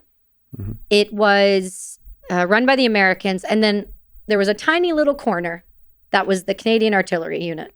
And the Americans, normally it's Americans shooting for Americans, Canadians shooting for Canadians.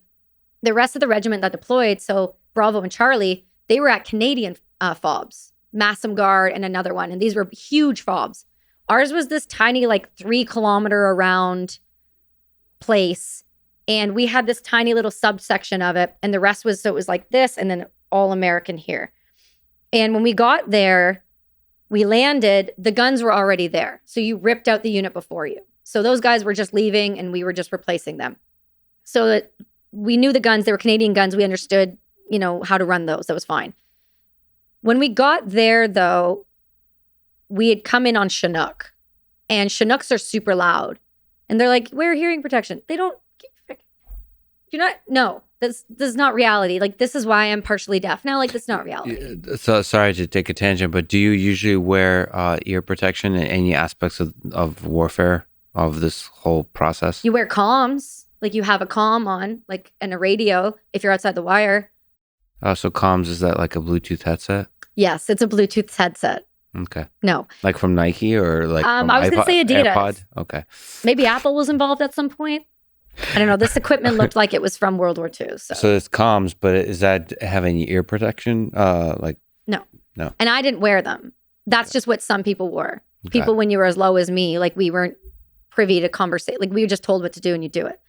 So when you're doing on the OP tower, you have a radio you pick up and you call in and then you put the radio down. But for hearing protection, I would put in earplugs, but those things are so violently loud that earplugs, they don't do it justice even. I feel like when you go shooting, there's certain kinds of earplugs that it blocks out the gun, certain kinds of sounds associated with guns, and you can still hear other types of stuff.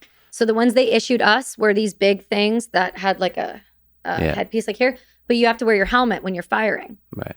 So you can't have both on. Okay, so how much are you aware of the logistics of the whole thing? That's always fascinating with warfare.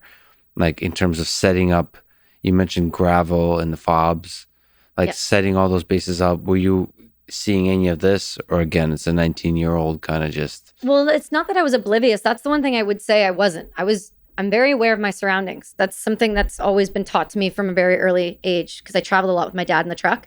Mm-hmm. And so my dad would be like, you're going to go into that bathroom and I'm going to watch you come out and you're going to watch everyone around you because people get kidnapped. Like, that's just the reality. I was always very paranoid. So you were paying attention to surroundings. But the fob was already built up when we got there. Okay. This is already like well-established bases already. Like there's established enough. All right. And that is one of the first times you've heard actual fire. Yeah, that was like I'd heard it on when we shoot and when we, zero in weapons and we do all of that stuff, but I had never heard it like that before. And then you would see the guys, the Americans would roll out every day and go on patrol and come back, roll out, come back. And so you would see them, you would hear them, they would tell the stories, those types of things. But I never experienced it because we never got attacked. Like our base never got hit. We were really lucky that way. There were other ones around us that were getting hit, but we weren't getting hit. So that we were very fortunate. At least we didn't get hit when I was there. I believe the entry there was an attempt. There was an attempt at some point in a past, but I wasn't privy to that. But we were in the OP towers, so we had to do our own security. But because we were such a small subset of Canadians and we always had to have people running the guns and ready to run the guns at all times, we only had to man one tower. So you would do 4-hour shifts with a fire team partner in the tower, depending on whatever, but you would do it every day. So I would look out into the rest of Afghanistan at that opportunity. Otherwise, it was just like your walls. What did it look like? Is it beautiful? Just the full landscape? Or is it... Where I was, there was mountains in the distance. It was just very sandy, very flat. And there was a couple small compounds on the outside. It wasn't a lot to look at. There was a long road that you knew that got hit all the time. There wasn't a lot to look at. Such a strange place to be the center of superpowers over the decades. It really is.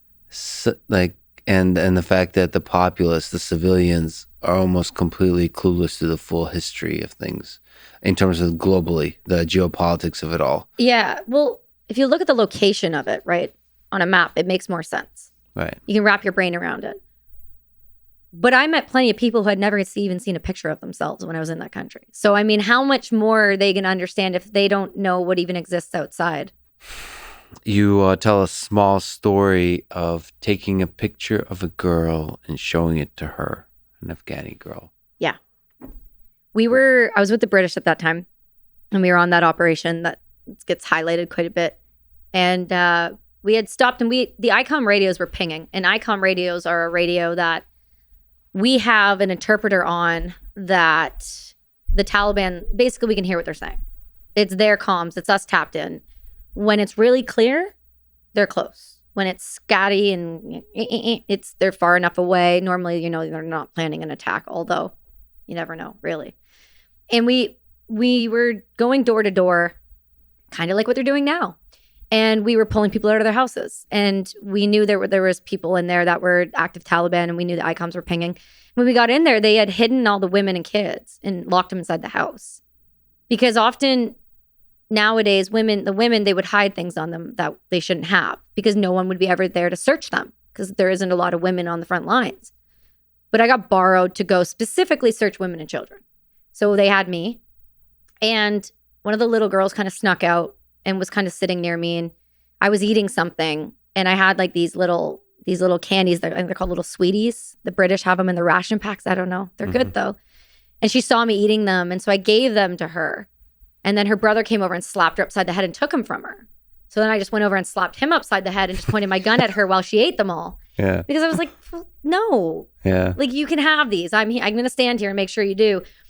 And I remember asking, can I take a picture with her? I asked the Terp, can you ask her, can I take a picture with her? And she was very confused. And when you look at the photo, you see her face. She's very stunned. She's very stunned. And it wasn't my camera. It was my officer's camera. It was a hot pink, like fluorescent pink camera. So I pull this like huge pink thing out and I'm like, let's take a picture. Like, and so she stood there and took a picture, but then she grabbed the camera because I flipped it and showed it to her. And her eyes got huge and she grabbed it and she ran inside. And they're like, oh, that's gone forever. Like it's over for you. And then she came out and she kind of snuck out and I went in and grabbed it. And the mom lifted up her burqa and was showing me that she like shaved her legs to be more Western. And I was just, at that moment, I don't know that I could have realized how much that moment affected me, how much that moment would affect me later on in my life until it's been later on in my life. Yeah, there's little like glimmers like that in parts of the world that are basically you're taking away everything from the populace, like freedoms and so on. And when they when you see that glimmer of humanity, like shaved legs or like using technology for the first time, it's magic. Or like food, being presented with certain kinds of foods that you've never tried. I mean, right. You want to see true like joy of discovery is you bring basically the American supermarket, anything from it, to most parts of the world. And they, I remember we weren't like in poverty in Russia, just poor, but just the supermarket was full of joy. I thought I could just die happy in an American supermarket when I first saw it. And how old were you when you came here? 13. Did you speak English? Yeah, not well. I thought I never was good at languages, so it was very much like, why would I need to learn another language? Okay. It was that attitude. It was very like, I don't need. Young. Well, no, I think culturally not in America, but everywhere else in the world, it's constantly kind of seen. It's a good thing to do to learn other languages, because especially English, because it's like that's the language of the world. Right. And I just thought like, I don't need English to discover the beauty of the world. Like this doesn't, like, I enjoy life. I enjoy soccer. I don't remember what else I enjoyed in life, but math, like, why do I need English for this? So that kind of attitude got me in a lot of trouble when I came here, because I couldn't. You were reluctant? Yeah, but also just couldn't speak well. And when you move 13 years old, it's middle school, you get made fun of a lot, you get bullied and all those kinds of things, which in retrospect is a very positive thing because it makes you harder. I thought being Russian would be like hard enough. No, well, everyone is different. I mean, the part of the Russian thing is kind of, I'm joking, because if you know me, I admire being hard. I admire fighting and these kinds of things, right? These, what would you call them? Struggle in all of its forms, martial arts, wrestling, all those kinds of things. But I'm ultimately like, I'm so much about love. Like, I'm clearly sensitive to the world in some weird genetic way that it was important for me to harden up when I came here, and I was in love with people, and it's like, and everybody's being mean to me, and it's like, that it's like, it's a little like like slap, like, oh, okay. It's not like, life is not often fair. And then that's when, for me personally, everybody has different journeys of hardship that are much, much more difficult. Like, your story is much more difficult. I started to read a lot.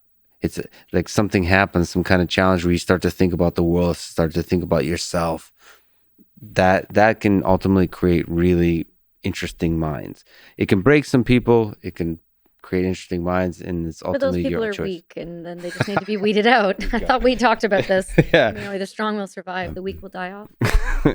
Yeah. Now you're talking Russian to me. I'm not speaking Russian. I'm just giving solid life advice.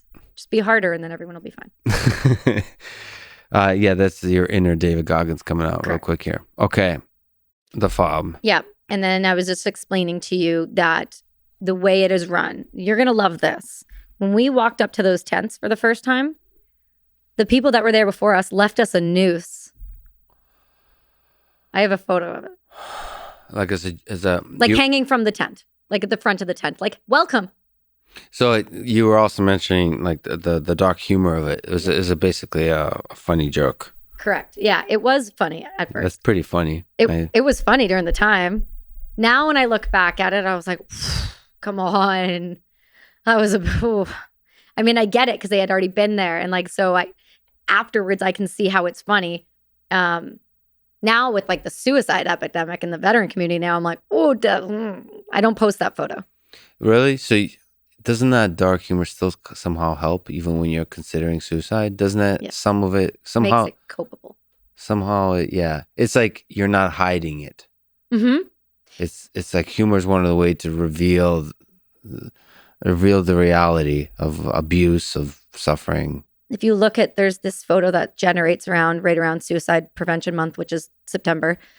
And it's always like a photo of like Robin Williams and Bourdain and all of these other individuals who were comedians who all took their lives. And they're all smiling. Mm-hmm. And they're like, this is the face of depression. There's a way our brains work where humor is a necessary part of survival, whether it's used for joyous things or it's used for ways to cope through life. For me in the military, humor was one of the things that helped get me through. And it still does to this day, frankly, because humor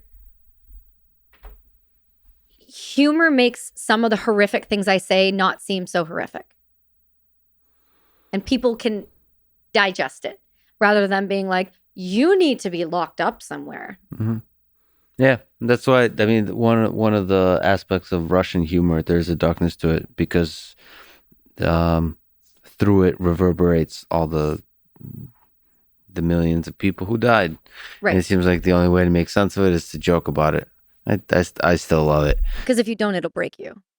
Yeah, something like that. Or also, humor just seems to be the highest form of us humans and the human experience. It seems to somehow accumulate the full thing, the absurdity of it, the unfairness of it, because like ultimately all of the suffering is like, it's all just apes fighting for power and love and somehow torturing each other in the process. Hello, podcast listener. Lex here. Quick intermission to say that some of the names in the following story have been silenced out to protect their privacy. The story of and witnessing, I think somebody you met, somebody you saw, somebody you began to be close with, his life, him dying. Can you tell the story? Sure. That's no problem. I will tell you that I'm going to leave some of the names out of the people because they have reached out and asked that I do such.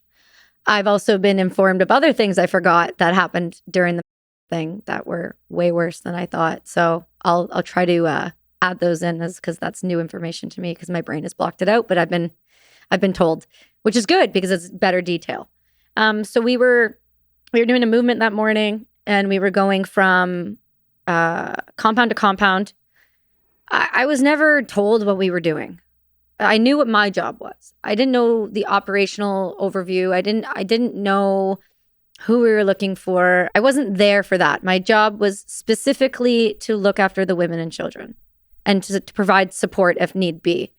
And when you have certain people, so i.e. the bomb dog handler and the bomb dog, and then you have the medics, and then you have like a female searcher, that there's only one of those in each unit. Or if there's even one in each unit. I got passed between units so that they could have access to me for both. And we were kind of sitting and we were waiting for the all clear to move. And at that time, the compound wall I was leaning up against, I had my back up against.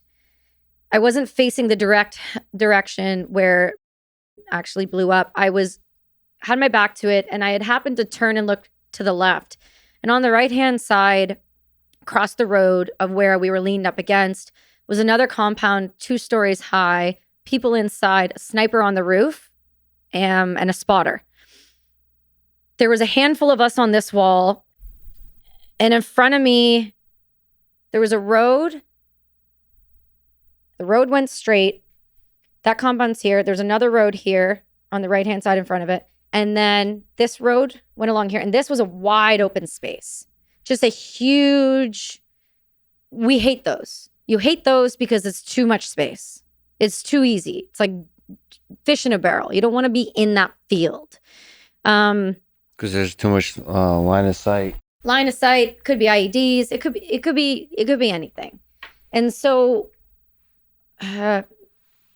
when I was leaning up against the wall, we had sent a couple people ahead to go and clear the road so that we could all go along it, and then clear the grape hut off to the left-hand side.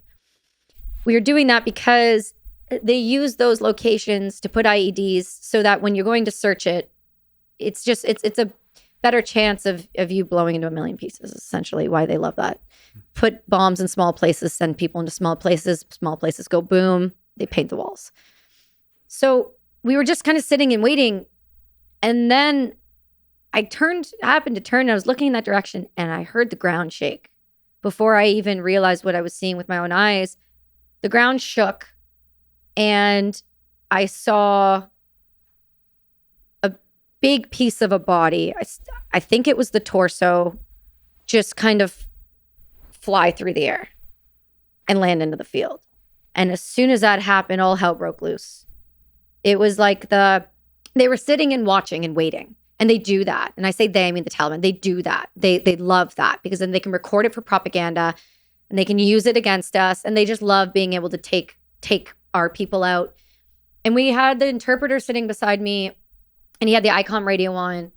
And as soon as the blast went off, I heard just the scream of like I heard it. And I knew what that meant, but I didn't understand what was about to happen. I couldn't wrap my brain around what was about to happen because I had never been outside the wire. And people say to me now, they're like, no, there's no way that shit's true. There's no way that she was involved in that. And then that, and then in that, and then in that. Well, let me explain. I was one person. I was being passed around to units. I was with a ton of different people. I had no comms, and I was just being told where to go. And I just happened to be like a shit hit the fan magnet, it felt like. And then I found out later it was not just me, it was all of us were getting it. So that made me feel better. Because then I was like, well, I have a lot of survivor's guilt. That's like a thing that's still stuck with me. I've worked through a lot of shit, but survivor's guilt, that's a big one for me. Certain food is a big one for me. Food. Yeah. Skin on food. So like chicken with skin on it. Oh, just because of the biology of death? When you hold people's bodies in your hands with no gloves on, you know what that feels like. When you touch raw meat again, it's the same thing. That's what that feels like when it's a dying or dead body. Well, my friend was blown into a million pieces, so I just had pieces of him. So there was no differentiator of like, this was his thigh or this was his torso, or there was none of that. There was only one instance with the boot, but I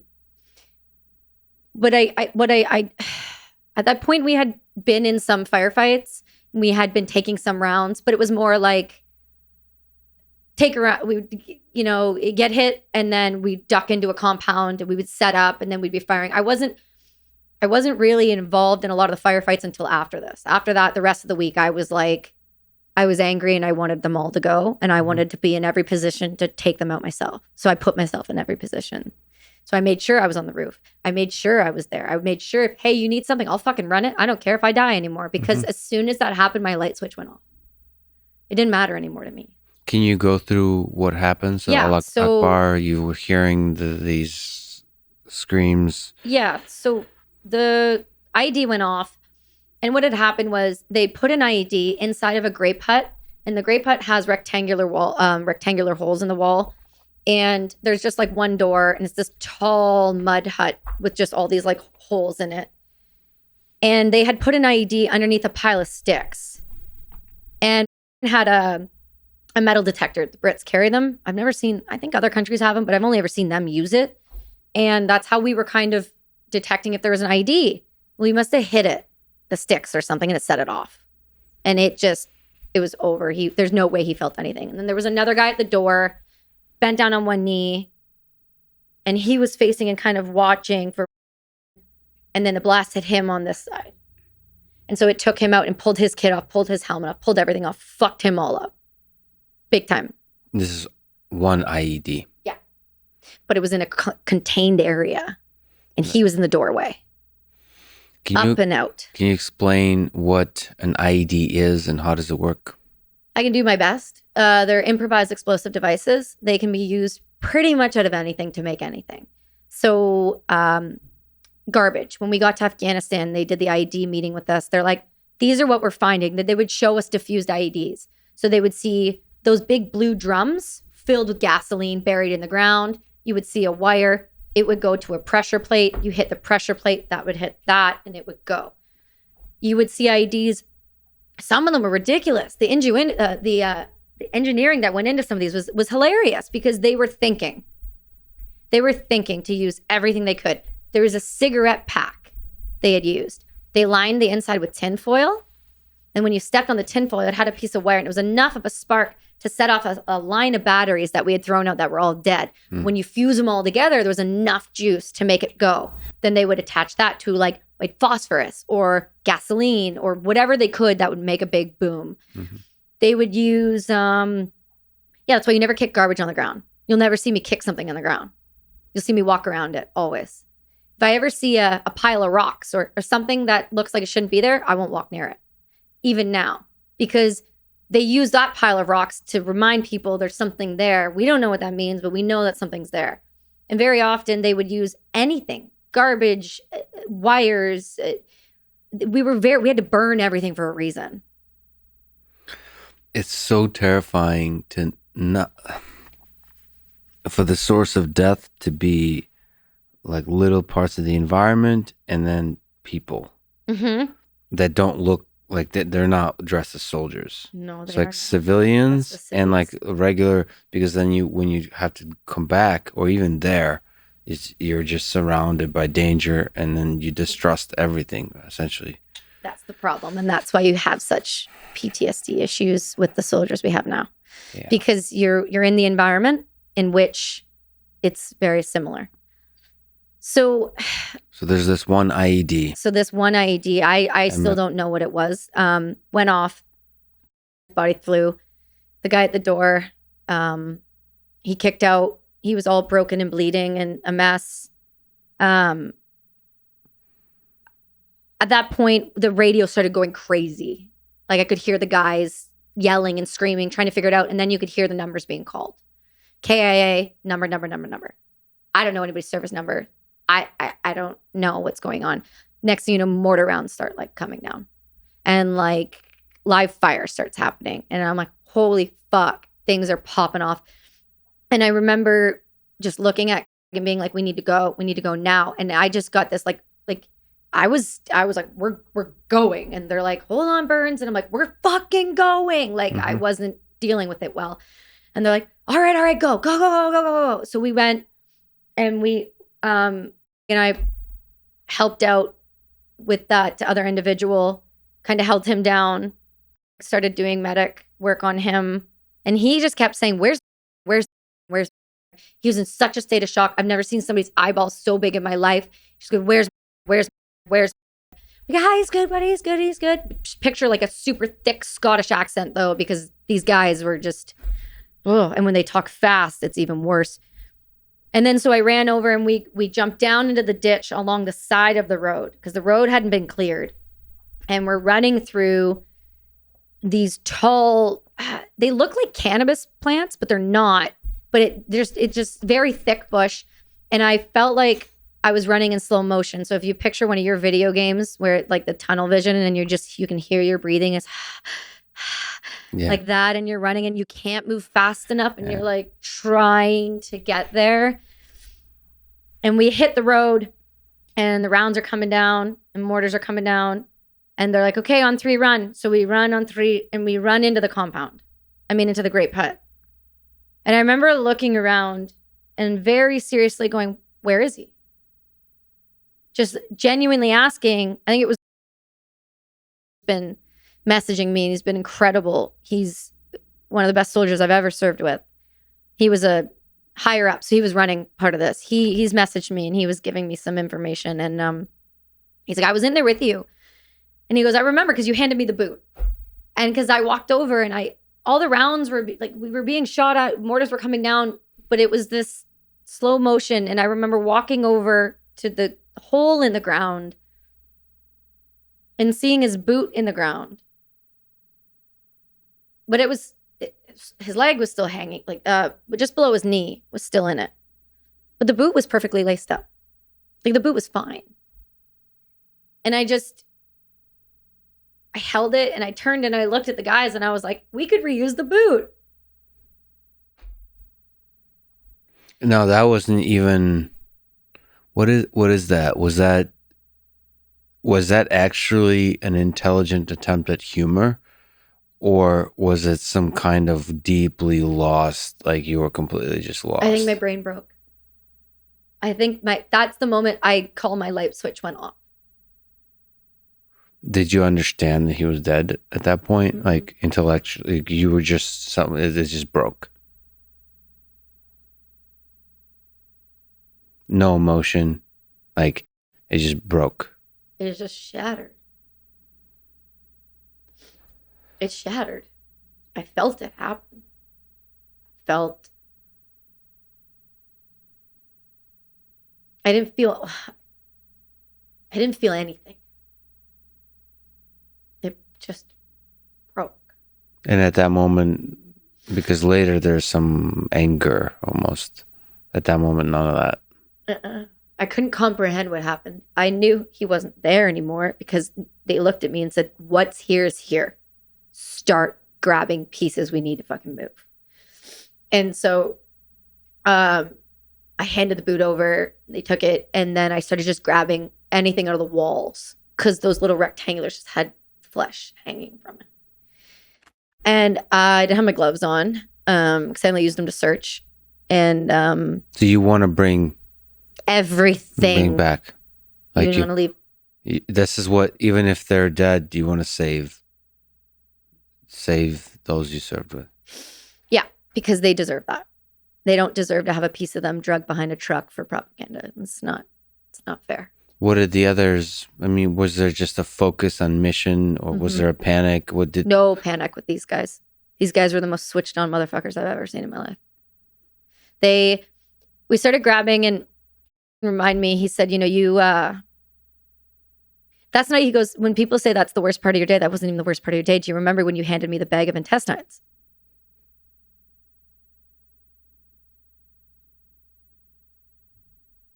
No. Now I do, though. Thank you for that. So there's parts you don't even, they're just not. They don't register. Because I had some people contact me and be like, you didn't tell it right. And war is subjective, and war is from your perspective, and war is messy and horrific, and war is graphic and violent and painful. Your brain remembers what it wants to remember, and your brain allows you to remember what it allows you to remember, and there's reasons that you don't remember everything. And so we were really getting hit. It was bad. And some of the guys, machine gunners, had come up to do cover fire. And I know we were calling in for air support to come pick up the guys because they had to go. And we just collected everything we could. But I did remember screaming, like, we didn't get them all. We didn't get them all. There's no way we got them all. We did not fucking get them all. And I remember one of the guys looking at me being like, we got him. I'm like, we didn't fucking get him. We didn't get him. They're like, no, we got him. I'm like, we didn't. And I couldn't say it enough. And so I grabbed as much as I could. I slung one of their weapons and it was just a twisted heap. And I had his helmet and someone else's helmet in my arm. And then I had my weapon in front of me. And I was carrying it. And then we piled everything we had onto a stretcher. Those things are super fucking flimsy anyway. And there was a couple guys in front of us, and there were a couple behind me, and I was kind of in the middle. And we said, okay, we're just gonna have to run. We're gonna have to fucking run the road. We're gonna just have to run it. We're just gonna chance it. So we ran it. And that was the closest. Well, that was, I guess, not the closest, but it felt like it was the closest. I could hear the whiz of the rounds going by me. It's a weird noise when they're coming at you than when they're leaving you. Mm-hmm. And so that slowed everything down for me. And then one of the guys accidentally dropped the edge of the stretcher, and everything fell off into the ditch. And then we had to go back down and get it back up. And so we kept running, and we finally got back into the compound that sniper was sitting off on the right-hand side. And we got all in there. And I know I think said there was 2 flights. I only thought there was 1, but apparently there was 2 flights. So went on one, his body went on one, and then I think he said went on the other. And then they took off. And then when they leave, though, they rain hell down on anything they can see on the ground. And that is a beautiful sight, because they had mortar rounds coming down, and it was getting really, really bad. And then as soon as the Blackhawks took off, all of a sudden it just stopped and went quiet. Like deafening quiet. And we were sitting inside the compound, and one of the medics looked at me, and you could see, and I still do it now, and I'm working on not doing it, but I do it when I get really overwhelmed. Because I didn't have any gloves on, I had blood all over my hands and just like body and stuff. So he came over and he just gave me like sanitizer, and I started rubbing. And so I do this when I'm stressed. I'll rub my hands. And I still can't do, I still can't eat food with skin on it. And I can't like salmon and stuff. Like I can't, anything with skin, I can't touch it. And like if I'm making meat at home, like for my husband and my son, like I have like meat gloves, and then I have like a fork and a knife, and I'm like cutting it. Like I never touch it. I can't touch it. So there's something almost like the texture of the biology of a human flesh that's the level of your trauma. Yeah. And it's 2021. This was in 2009. And I've worked on this, I've been in like treatment religiously just to be able to keep me alive for this decade. And so it's not like, oh, you never even tried to get better. It's like, I never used to leave my house. I used to call people that look like that horrific names in public. Mm-hmm. I used to want to kill people on a regular basis. I'm a fairly happy individual now.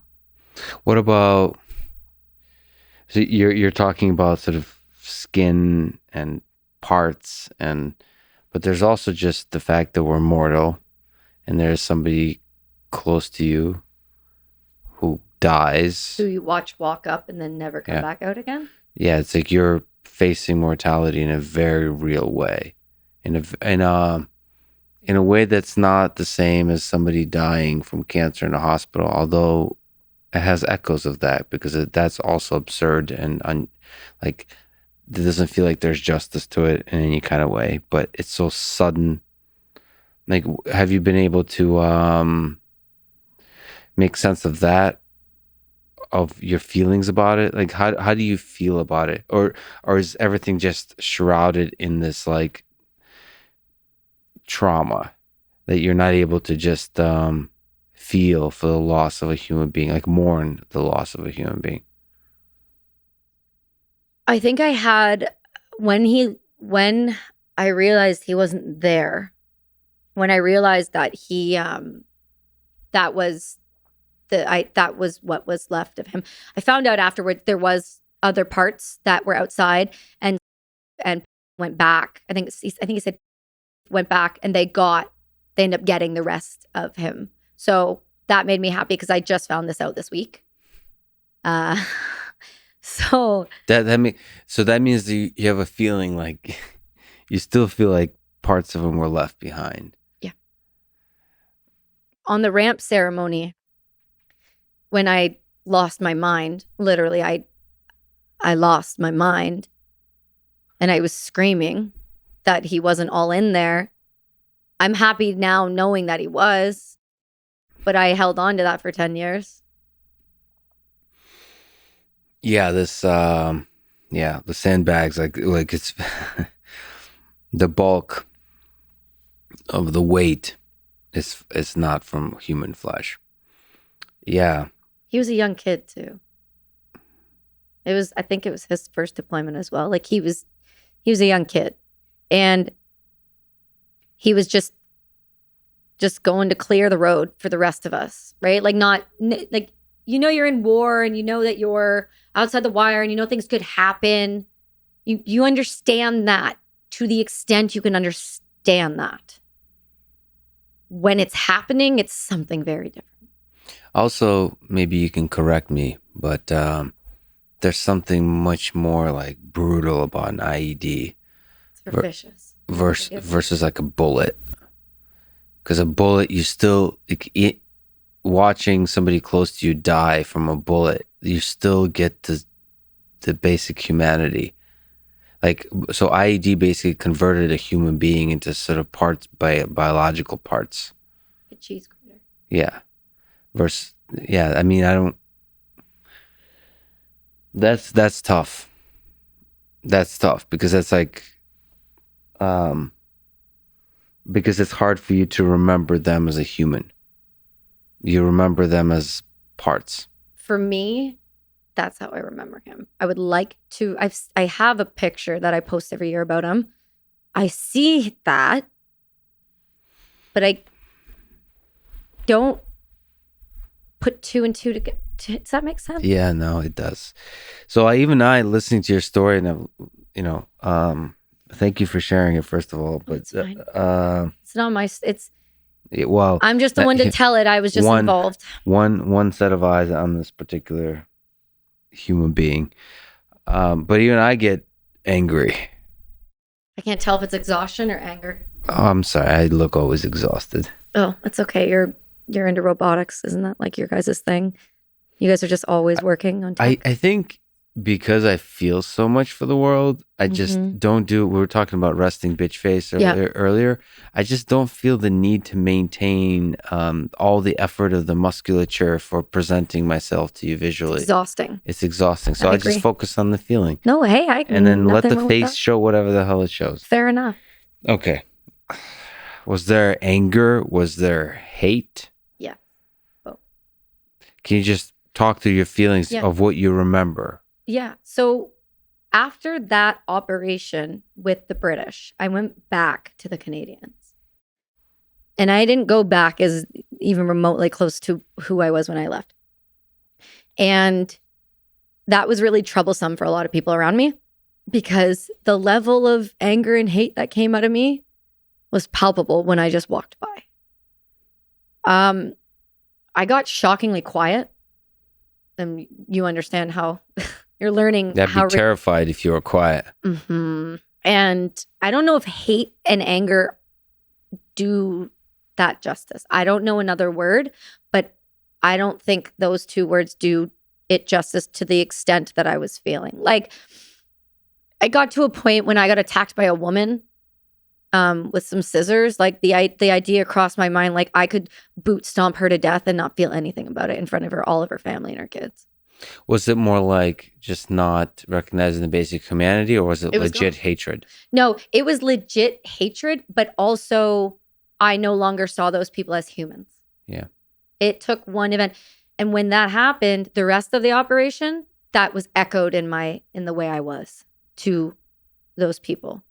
But to what level can you see those people as human? So this is where, this is where like, Jocko shut down. Oh, God. I still think I'm right. There's a Dire Straits song called Brothers in Arms. Good. And actually, anyway, we're fools to make war on our brothers in arms. And I brought that up to Jocko because it's humans on both sides. Correct. But he said, not in Iraq. Like, to him, he's like, no, that's the enemy. These are people who use the civilians. They rape, they torture, they'll do anything, and they put evil onto the world. And then it's like, So there stood on at that moment like these two were humans, and it's politicians waging war, and it's kids on both sides. But then Jocko's like, no, He's not wrong. So which can you carry both things with you as a soldier? I think when I was a soldier, I could only carry one thing with me. I think my perspective has changed drastically, but not because I've lost the reality that they are the enemy, but I've gained my humanity back again. And that's what I lost when I was there. I lost all humanity. I lost all hope for humanity. He's not wrong when he says the Taliban, or like when he was in Iraq, but for me, the Taliban are evil. I still hold a spot of hatred for them that could set this building on fire. I don't know that anybody can fully understand that. When you watch what they do to women and to kids, and they do it in the name of God, they are the enemy. They are less than. They don't exist. They're barely worth the bullets we put into them. But then because they use civilians, It gets dicey. So like then everybody Becomes the enemy. it becomes the enemy. And how are you supposed to make sense of that? Like what? But here, Lex, you can't make sense of it. This is why. They've done a really good job of blending into the civilian population. They've done it intentionally. They've done it on purpose. So they're brilliant. This is why you guys couldn't beat them. This is why we couldn't fucking beat them.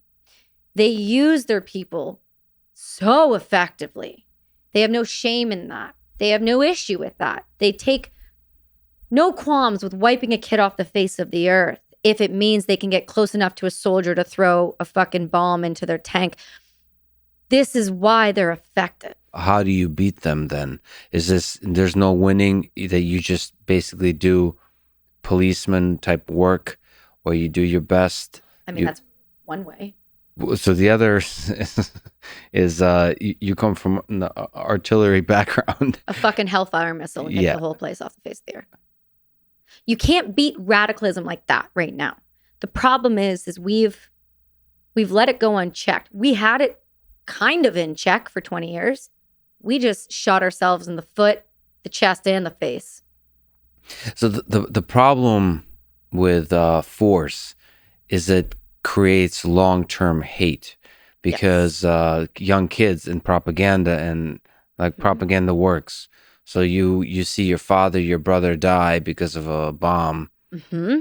It's very easy to convince that person that they died because of evil Americans, and tell whatever story you want about America or Canada, Russia. That's the biggest problem. So it seems like there got to be better solutions, because I mean, I talk about love, but it's honestly basically figuring out sneaky ways of empowering women, of educating people, of like, and not in a cheesy way, but in a realistic, like in the same level of like mass warfare, but with love. So you're talking about DARPA budgets, DOD budgets, but like do that where you educate and empower women by force. And they want to learn. Right. I mean, you're not like forcing anybody. No, you're setting them free. That's exactly it. Like Combat Flip-Flops does this. They do this. They give literacy. They teach girls to read, nothing else, to read. Because as soon as you can read, you know what happens. You know what happens then. What's Combat Flip-Flops? That's the scarf right there that's made in Afghanistan. So when you buy something from them, the proceeds go to literacy in Afghanistan for girls. They've given literacy to 800 girls over there. Yeah, they're really cool. Griff owns the one. He was an Army Ranger, and his buddy, but Lee, I think is his name. They were on Shark Tank a long time ago, but they do shoes, and I think they're called shamongs. I don't know how to say it properly. Built in Afghanistan. Yes. And then the proceeds go back there. They do great work for literacy. And you know as well as anyone, if you can teach someone to read. Good color. Dark like your soul, Lex. Matches your on the inside. Just on the inside. All right. The outside is just the suit. I feel like you think that's your suit of armor, but I feel like it's there. See? So what were you saying? What were you saying? I was saying. Go on. I will allow this. All right. I think there is room if you teach education. The problem is we've taken a massive step backwards. I know that the Taliban have just instituted this week, honor killings will be back, stonings are back, and dismemberments as well. Holly McKay is the reporter that's been reporting that from the ground. She's still there. The way to pull people, in my opinion, out of something like that is through education.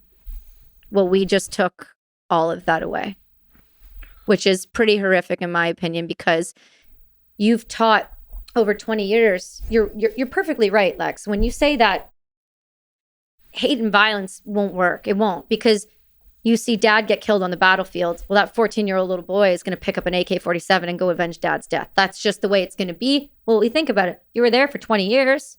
There's a couple of generations in there. There's another generation that's either grown up in this or has seen enough of this. So they're always going to be a subset that think that we're the enemy.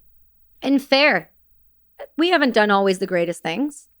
But the one thing that we have done that I did participate in was giving literacy, giving girls an opportunity, letting them know that you aren't second-class citizens. You can do things too. And that's why we have to look at war differently. There's times for violence. There is time for violence. And there's time for missiles, and there's time for detainees, and there's times for bag and tags and double taps to the fucking face. There's times for all of that. But there needs to be more time to educate. The problem is you can't educate if you're in a country where their culture doesn't believe in that. You're fighting so many different things that it's almost an impossible situation. When you look at the 20 years in Afghanistan, and we just pulled out, there's a sudden pullout of troops.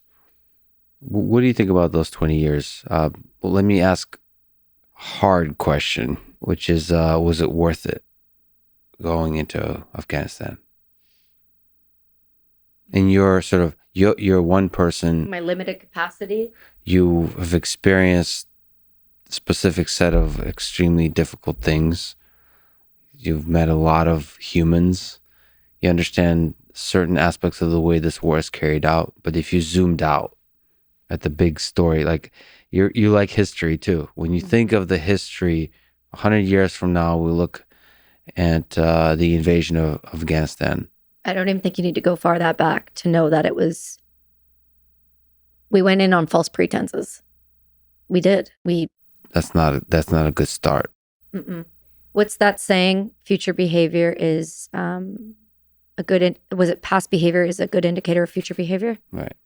So I struggle with that because when I first found out that the pullout was going to happen, I got really angry because my government skated the whole situation because he's having a snap. Canada's having a snap election. It's happening on the 20th. Mm-hmm. So that was beautifully planned by my government to hold no accountability. Zero accountability. And the media won't talk about it.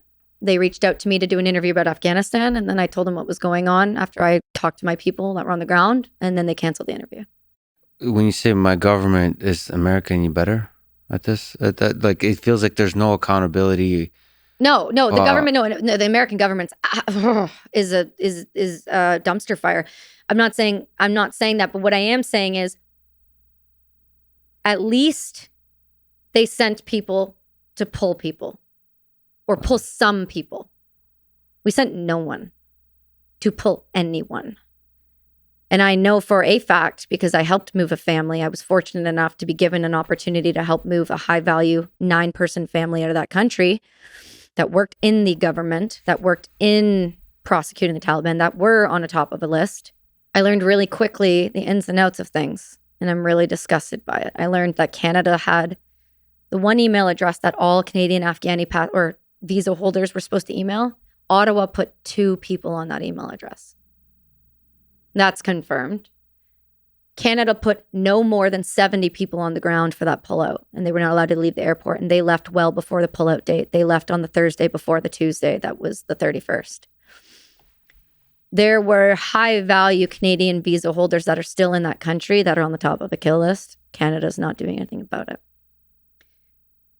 I'm disgusted in the way my government has acted because number one, there's an active lawsuit with veterans against the Supreme Court of Canada right now.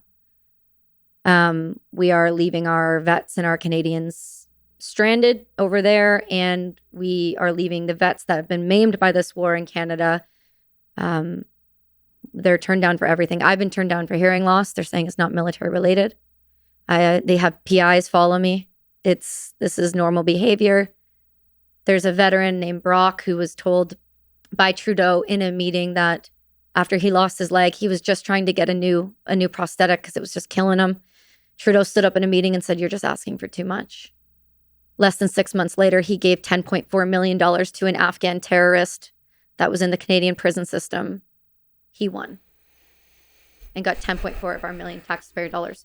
So I don't know that American government's any better, but what I do know is that the absolute fucking machines of human beings that stepped outside of the chain of command to pull my family out for me, I know they were there. The British that stayed on the ground that I could contact to literally confirm my biometric data and passports to get that family moved, they weren't there. That family would still be there. That 3-year-old that got the shit kicked out of him by the Taliban that I was trying to exfil, Canada left him. What is it about politicians and governments not willing to do their job? Well, not willing to do that, a big part of the job, which is like you send people to war. These are heroes, and then you should spend most of the time repaying the debts to those, right? Well, what is it about? Why can't we? Because we're disposable numbers, and we hire them out of high school when they're stupid enough to not understand what they're going to get themselves into. And then we blame it on themselves for making that decision by volunteering. Yeah, but I mean, that still doesn't make sense to me. No, it's a cop-out. I mean, Trudeau, I feel like he is a good human being that wants to do good for. I mean, I want to believe that leaders want to do good by the heroes of this world, and it doesn't. Like, I don't understand the system of delusion you have to live in to not understand who the heroes are. Like, I refuse to believe Trudeau is somehow a bad person. You haven't met him though, have you? I don't actually. I'm speaking about Trudeau without knowing, but I'm in general think that way about leaders. I just think they surround themselves by people who delude them, who like they're yes people. People that lead them into a kind of reality that becomes detached from actual reality, and so they misunderstand the priorities of this world. They think maybe some kind of special interest. They focus on that versus like the humans. If you look back, was there a way we could have done something better in Afghanistan, assuming we do the invasion? So is it ultimately about taking care of the veterans, like investing more money in the education of women and liberating people who are suffering injustice in those parts of the world? Like, what's the better way to do it? And one other aspect is, on the U.S. side, paid over $6 trillion for the wars in the Middle East since 9/11. So the financial side as well. Is there something you can comment on, things we could have done better? That's a loaded question because you're talking to someone who had no hand in what happened other than do this and do that. So I can go from my perspective, which is there was probably plenty of things that we could have been doing better. I think there was a lack of leadership from the get-go. I think the preparation that the Canadian military gave me was nowhere sufficient for a deployment of that level. Mind you, things happen. They didn't realize things would happen, but yet they happen. With little to absolutely no cultural idea was what I was walking into. Like when one male in the family grabbed the back of my vest because my hair was tucked in. He thought I was a man going into a room with a bunch of women. I couldn't understand why he was attacking me. There was no real breakdown of this is what you're going into. This is the culture. This is why they do what they do. This is how they do it. This is how you should handle a situation like that. There was None of that. And something I speak about frequently, and I think it's important to acknowledge, is when you're doing any of that training, we are giving none of our soldiers proper mental health training. Tools in that fucking toolbox, or ways or things to look for on their buddy. Because we've created a system and a problem where if you say that you're ill or that you're struggling with PTSD, you're done. No one's going to say that. They're going to keep struggling with it. And that's when you get loose cannons. It's when you get problems happen. So you get fractures start to happen in leadership. And that's being seen and has been seen now for a while. So in terms of what we could have done, say for a better way to go into the country, a better way to help the country, I can't speak to that as much as I wish I could, because I don't know that I would have all the answers. What about withdrawal? My God. That's a cold. You think more gradual? You think it's better to maintain presence there for indefinitely? Like, I don't know about that, but I do know we have bases. I say we because I serve with them. Americans have bases in Japan. Americans have bases in Korea. Americans have bases in Germany. There's reasons there's bases everywhere. There's a smart, there's an intellectual way to look at this. You want to be able to have eyes and ears. Can't have eyes and ears when you do things like you just did. The way that we pulled out of that country, the way that I hate saying American British because it puts like a blame on them. I say we because I'm a soldier. I'm a NATO soldier. Mm-hmm. The way we pulled out of that country, my 5-year-old could have done it better. He could have said, Mommy, why are we not keeping that Bagram base? Mommy, why are we not keeping that base just until we get everyone out that we need? Why are we going to a civilian airport that we don't control, that we don't understand? Mommy, why are we doing this when there's only one road to it? My 5-year-old would have that conversation with me. It was so poorly done. It was so poorly executed, and no fault of the soldiers on the ground on their own. My God, I can tell you there's operators. I just call him A. I don't say who he is because he's told me not to. There's a guy named A, and there's another guy named R, and there's a few other named D. And these guys, they gave everything to try to pull my family when no one else would pull my family for me.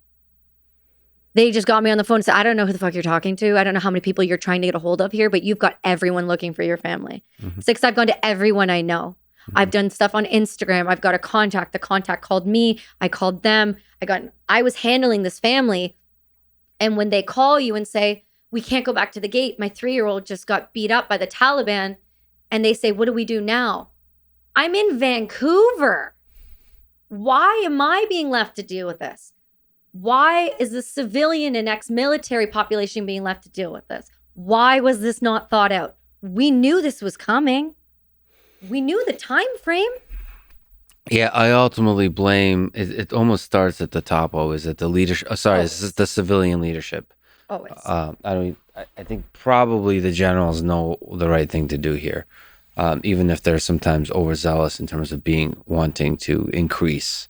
I think the great generals understand what's needed, and then it takes great leadership on the civilian side to listen to the generals and understand that war is not just about it's not binary. Yeah, and it's not about the invasion and saying mission accomplished. It's not about the PR. It's about the full complexity of geopolitics. Can I ask you this? You can ask me whatever you want. I'm looking at a book that you gave me, Do the Fucking Work. It's very motivating. Good fucking design advice. That's their company called Good Fucking Design Advice. That's great. I know, they're great. What's the website? Because Good GFDA. Okay, so the F is for friendship. Something like that. They are a design company. They've worked with Apple and Nike, and this is their book. It's been published by HarperCollins, and it is really just they're an incredible company. They're artistically, they're a design company. So you can see that. You can see it's a design company. Oh yeah, they signed it for you. And the pages are beautiful, but they have a saying and then a paragraph about each saying. Get fucking started. Obstacles are fucking opportunities. Fail, and fucking fail again. Right. Ask for fucking help. Show some fucking passion. Finish the fucking job. That's right. So we should send that to Biden. So I She said it. I didn't say it. Lex said it. I didn't say it. Lex said it. It's Read fine. it. I'll say it. Read I it should also send it to Trudeau as well. So, but I mean, he probably wouldn't know how to read it. He just taught drama instead. So I'll send it to the previous 4 presidents. How about that? that's fine. We can also send it to them too, because they're all just as much at fault. So, And most of them have all the same last names, but okay. so let me tell you about them quickly, because we did a mug with them and I was really excited about it. Not because it was a mug. I'm a mug person, but I'm a mug obsessed. I'm obsessive about my mugs. What's your favorite mug? Currently, it's mine right now, the one that I have with them. Okay. The GFDI mug. What does it say on it? Is it? Do you want me to read what it says on it? Yeah, please. Okay. Because I'm really happy about it, because we created this with them, with GFDA. I found out about them because my husband's office, Atlas Neck Brace, he had his very first office. He had one of their prints done. And it was their original, like, do the fucking work. And I was really excited about them once I found out, because I'm like, well, fuck is my middle name. And I want to make sure that I am going to, whoever I work with, I want to make sure that I'm working with people that I believe in, that I believe what they stand for. And I just think they're brilliant. So I got on the phone with them and I said, hi, I would like you to sponsor my podcast. And they said, cool, what's your podcast? And I was like, it's called Brass and Unity podcast, and I want to work with you guys somewhere. And they're like, okay, so like, what are you thinking? And I said, I'm looking to do, I would love one day to do something with you. I don't know what it would be, but I would like it to be something. And they said, we do like, we have this book, but we also have like shirts and mugs with our sayings on them and prints. Mm-hmm. And so I was thinking to myself, I was like, well, if I just did like a mug with them, well, then I could, that could work for what my company does, which is, it's a jewelry company and sunglass company, but it could be like an add-on kind of deal. Mm-hmm. These guys are really good designers. I can already tell. Yeah, I knew you would like it. That's why I brought it. Because I'm like, certain people would appreciate this. Mm-hmm. And so my whole thing, my like hashtag is work hard, help harder. And that's the whole concept of what I do now. And so we did a mug and it's called Fucking Help Somebody. That's their like first tag. And then the rest is kindness is a wealth that increases as it is given away. What you get in return isn't passed between hands, but felt between hearts. It's precisely because you've been at the bottom that you can raise others up. It's because I'm reading a photo here. You've been lost in the dark. You can lead others to the light. It's because you fought with yourself that you can bring peace to someone else. You now have the strength because you've once struggled. The best you have to come from the fucking worst you've had to take. So this is the mug there. And we're sold out of them. We just got a bunch. What does it say? Fucking help? Fucking help somebody. Fucking help somebody. And so they were so gracious enough to sit with me and be like, what do you want the copy to be like? And I said, what do you think I want it to be? Like, what would you, if you could write one for me, what would it be? And they're like, it's going to be around lifting people up. And I was like, okay, cool. And they're like, do you want fuck in the title? And I was like, every other word, if we can have it. And they said, we'll just do once. And I was like, okay, compromise. And so we came up with that copy and we put it on a mug and we're going to be doing a shirt with them. But the whole thing to me was that embodied what I stand for now and the healing I've gotten to now and the point I've gotten to now in my life. Because that fucking sandpit almost broke me. Like, off the face of the earth broke me. First of all, can we go through the full journey of that in terms of your psychological development? Who were you before? Who were you after? Can you think about that? Like, what was your... Yeah. If you had to put a brain on the table before and after and try to analyze it. Well, they both have CTE, so we know that they're both bruised and gray matter's a little dicey on them. Yeah. And it may sound the same, and it's not. So I'll try to explain it to you. Before that, don't you laugh because I know it's coming. I was even louder, even more obnoxious, even more outgoing. I know it's hard to believe. This is you before. Humble and quiet right now. This is you like. This is normal me now. Yeah, this is who I am now, and I love that. But I was before, I was, motocross, taekwondo, tomboy. I didn't know how to dress. I thought that if you just wore like the same jeans and t-shirt all the time, that was like acceptable behavior as a woman. Yeah. I wore skate shoes. I went to a Catholic school that I refused to wear a skirt at. I wore pants. I played hacky sack. I was so into sports. I cut and split wood with my dad on weekends. We heated our house that way. I would go in the transport. I stayed out of trouble for the most part. I think I was a fairly good kid. I was pretty angry, though, for most of my teenage life after my coach. I lost my way a little bit there. I was just crazier. But happy? I don't know if I was happy. I'm realizing that now. I think anger overtook who I was. And I think that's why I was such an angry individual towards my parents when I was in high school. So parents, was it a little rough relationship with parents? I mean, my dad was gone a couple weeks at a time. So my mom, stay-at-home mom, had to handle me and my brother, who were both competitive athletes at the time, by herself.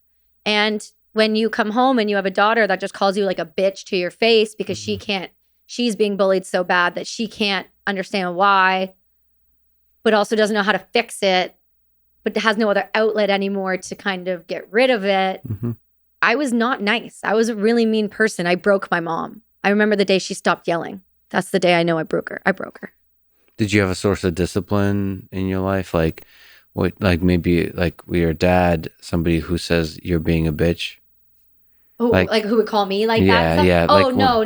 My parents were incredible. Like my dad came from like a family of like a bajillion kids who lived in a farm with no running water with like my dad was brash and abrupt.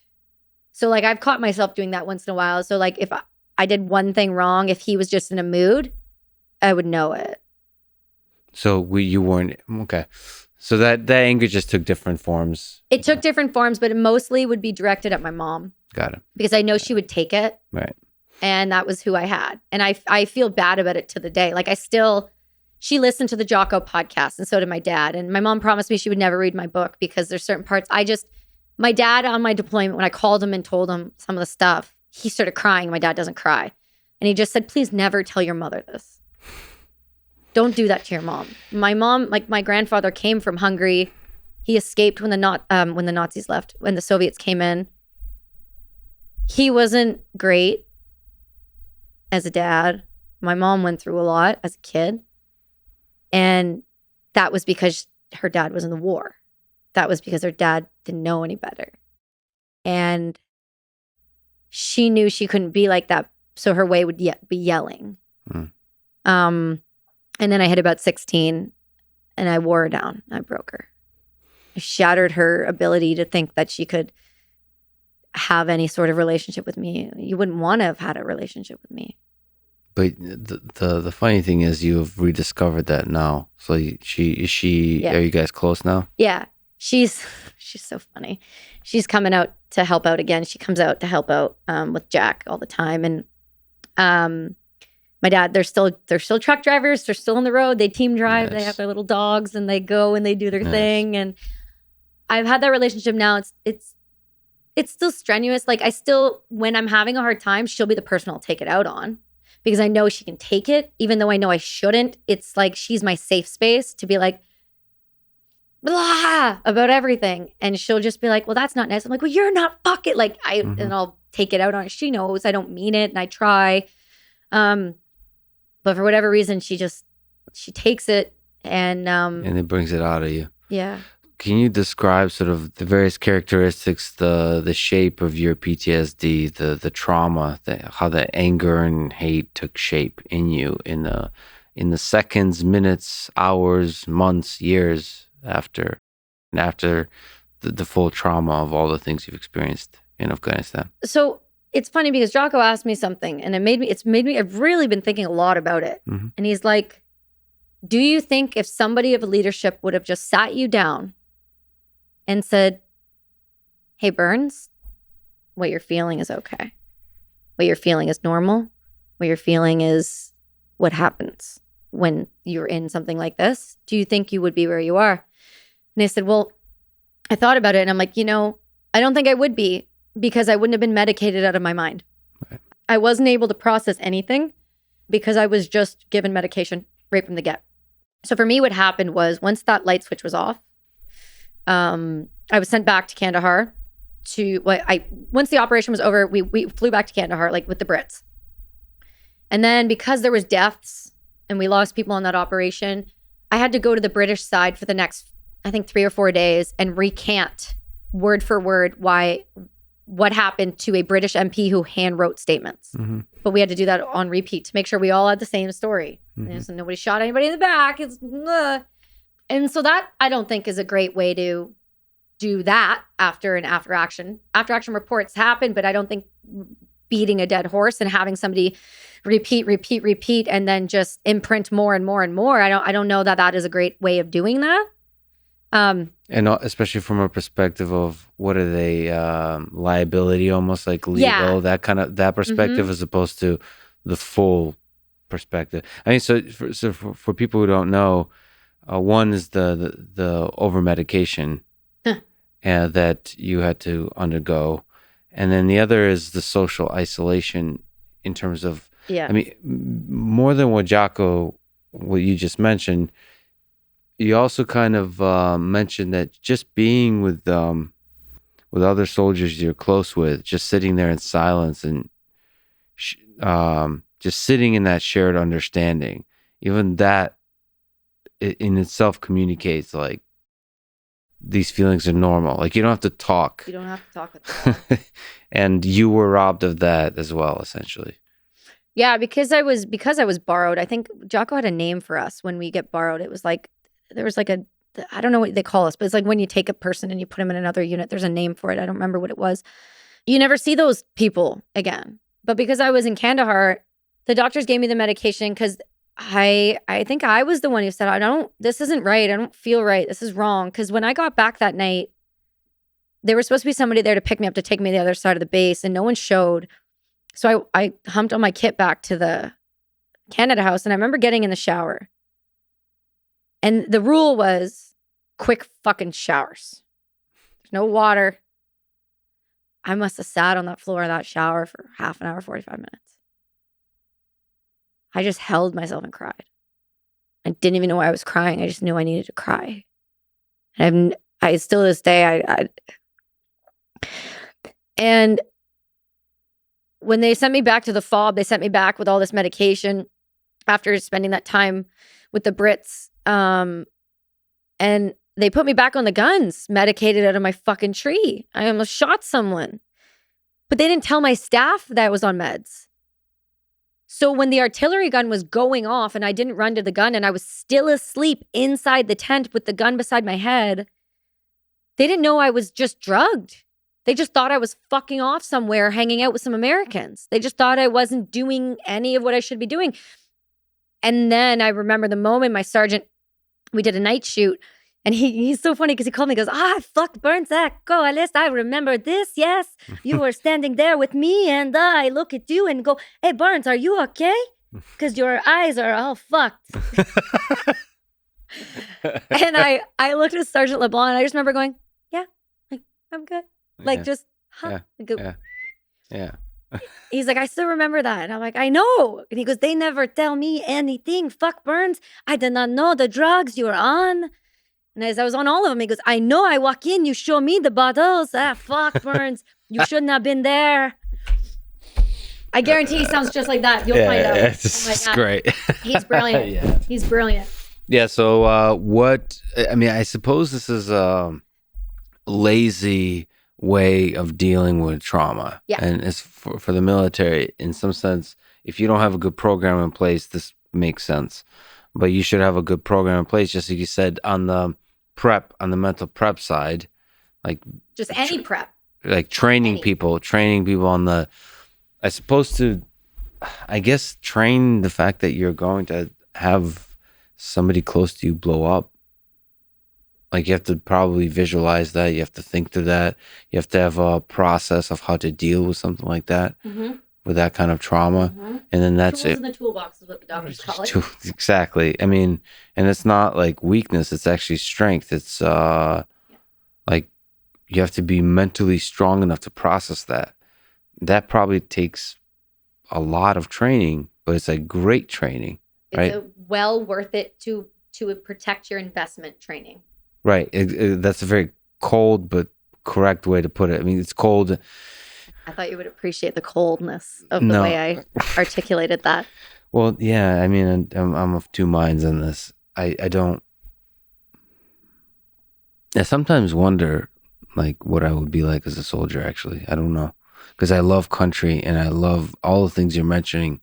Like, I could see myself proudly dying for my country, and also enjoying the skill of it. The very like OCD, like You'd be very proficient. yeah. But then also the human side, I fall in love with people. I fall in love with everything. So I don't know.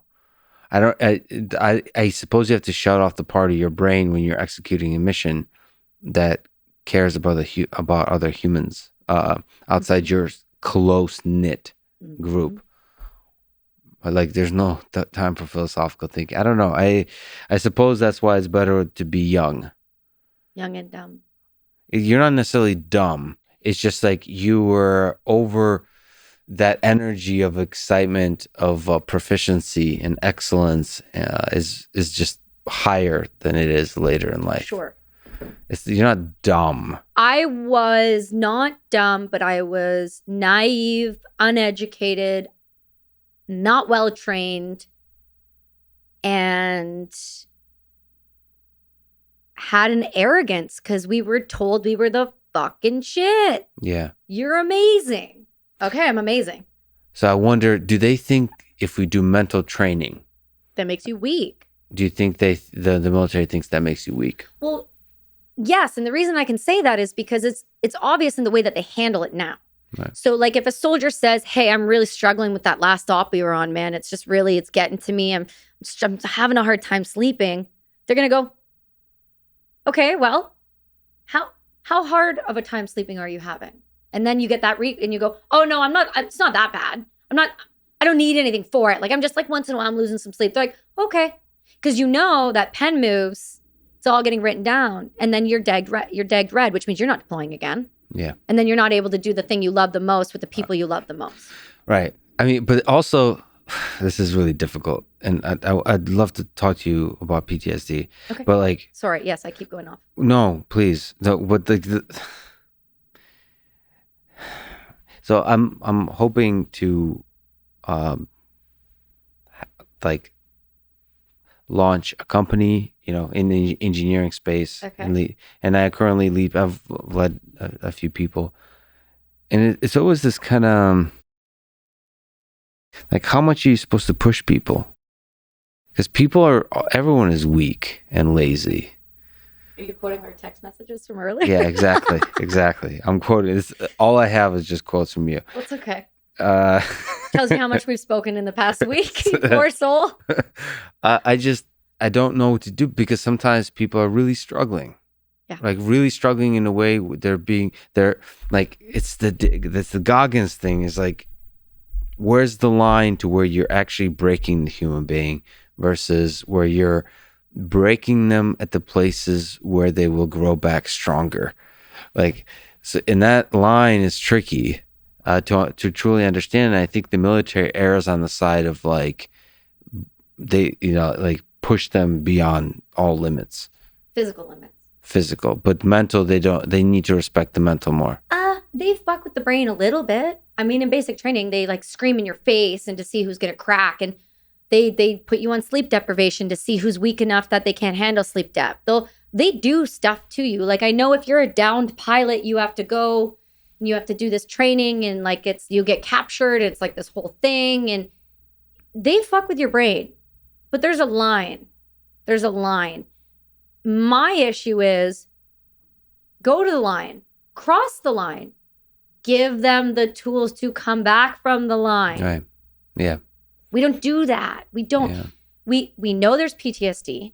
We know there's such a thing. We understand there's anxiety and depression. We understand there's major depressive disorder. We understand that there are precursors. There are signs and symptoms. We understand that. So why are we not building enough of a toolkit? Whether that be, I'm not talking medication. I'm talking, it sounds woo-woo, but fucking trust me, it works. I'm talking meditation. I'm talking yoga. I'm talking about peer group support. I'm talking about if you go to your doctor and report this, you're not automatically going to be losing your job. Why aren't we giving the proper tools and the education needed? These things are not difficult to teach. They don't take a lot of time. They don't take a lot of money. The only time it takes a lot of money is when you want to medicate. We don't need to medicate you yet. You only need to be medicated if you're a danger to someone else or yourself. And most of the time, because of the way the system is set, you'll lie about it through your fucking teeth just so that no one touches you. So from the perspective of the military, do you think you can still be a bad motherfucker and do all the mental work? Yes. Some of the baddest dudes I've ever known are like, I got to go to yoga. I got to go meditate. Yeah. I go do Aya with those guys. Why? Because they know that that's not okay to be like that in your life. Can you answer the ridiculously big question of what is PTSD? Like, do you understand the basic characteristics of it? Is there universal characteristics from your own unique experience, like from what you've understood about it? Yeah, of course there are. So there's the basic things that a doctor looks for when they're diagnosing PTSD. I'm not a doctor, let me make that fucking clear. But there are things that you look for. You look for insomnia. You look for anger and aggression. You look for people to fly off the handle. You look for avoidance. You can tell in somebody's body. People who can't sleep, if you can't sleep, you know that after a certain amount of time, they're just going to deteriorate. Sleeplessness, triggers. When you say avoidance, do you mean... Avoidance. So like when I first got back to Canada, I avoided everybody that was Middle Eastern at all costs, no matter how much of a difference it made in my day. If I had to not go somewhere for one of the greatest events of my life, I wouldn't have went.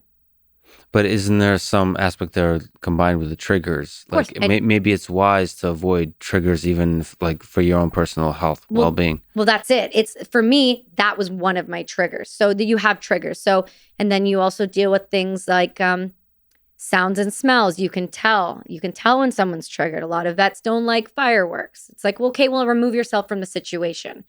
So there's other things within PTSD that kind of rear its head that with PTSD kind of attach other things. So like when I was diagnosed with PTSD, I think it was like 4 years later, I was diagnosed with major depressive disorder. And that was kind of a compilation of things that was just like a shit show there. What is major depressive disorder? Good question. Is there an answer? I don't have one. I was told I had it. Okay, so, I mean, what does your mind go through? Where are the places that my mind goes? Your mind goes. Like the dark places when I get triggered and when it was like really bad? Yeah. Okay. Yeah. So you thought about suicide. Every minute of every day. What are the pros of suicide in your mind at that time? What? At that time, the pros were no one has to deal with this anymore. I don't have to feel this way anymore. I'm a burden to my family. I'm a burden to the military system. I'm weak. I'm a bad soldier. I didn't do my job. I don't deserve to be alive. I don't deserve Veterans Affairs support. I don't deserve my parents don't deserve to watch me go through this. The guy I was dating didn't deserve to put up with the bullshit I put him through. The people who drive with me in cars didn't deserve to almost hit medians because I swerved because of a piece of garbage. People didn't deserve my racist outbursts. I did not deserve to be breathing anymore. I should have died there, and I wished I died there. So self-hate there too. Oh, so that's just a monochrome. Not even a big deal though, right? So that's at the core of it. That's like this. So how do you escape from that place? How do you overcome that depression essentially at the core of the desire to kill yourself? What basic principles? I mean, we could talk about ayahuasca, but basic principles of like literally like how do you escape that moment? Yeah, previous to any of that, I did from 2009. I got out, so I was 3B medical honorable discharge in 2011, May 23rd, 2011. So I left the military then. And so it's been 10 years, just over 10 years. Oh my God, it's 10 and a half years. I just realized that right now. Oh my God. Happy anniversary. Thanks, man. Awesome. So I've been out for 10 years, and I would say the reason I didn't kill myself for the longest time was the individual I was dating. That was straight across the board. That was it. For me, there was no relief for about 6 years of the thought of just kill yourself. It's easier if you just do it. Like that voice was so strong for that long. There was really no relief. What there was, though, was implementation of different medications, realizing they weren't working, trying different things, getting myself to a point where I could leave my house comfortably-ish again, and I wasn't triggered, which then allowed me to travel, which then allowed me to slowly try to go back to school, which, by the way, was a very bad idea. That was a bad idea. That was bad. I went too early. They started practicing active shooter drills in our school. It was bad. My professors understood. School is full of triggers, it turns out. It is when you live in Vancouver. There's a theme to this conversation about your love for Canada. Look at me. I love my fucking country. I am one of the most patriotic people you will meet in it. I think Canada is one of the greatest fucking places on the earth. I think in the past 2 years or 3 years, I have seen what I loved so deeply, so proudly preached about, so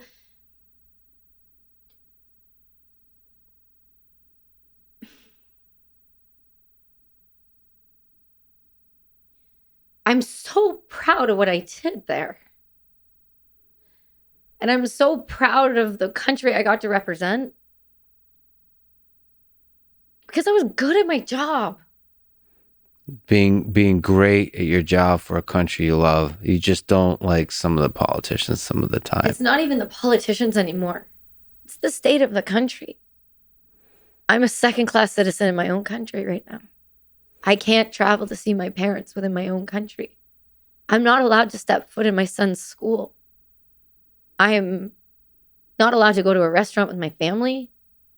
I'm not allowed to leave Canada without, I told you all the stuff I have to do to get here. To even get home, I have to do the same. I'm watched by the RCMP.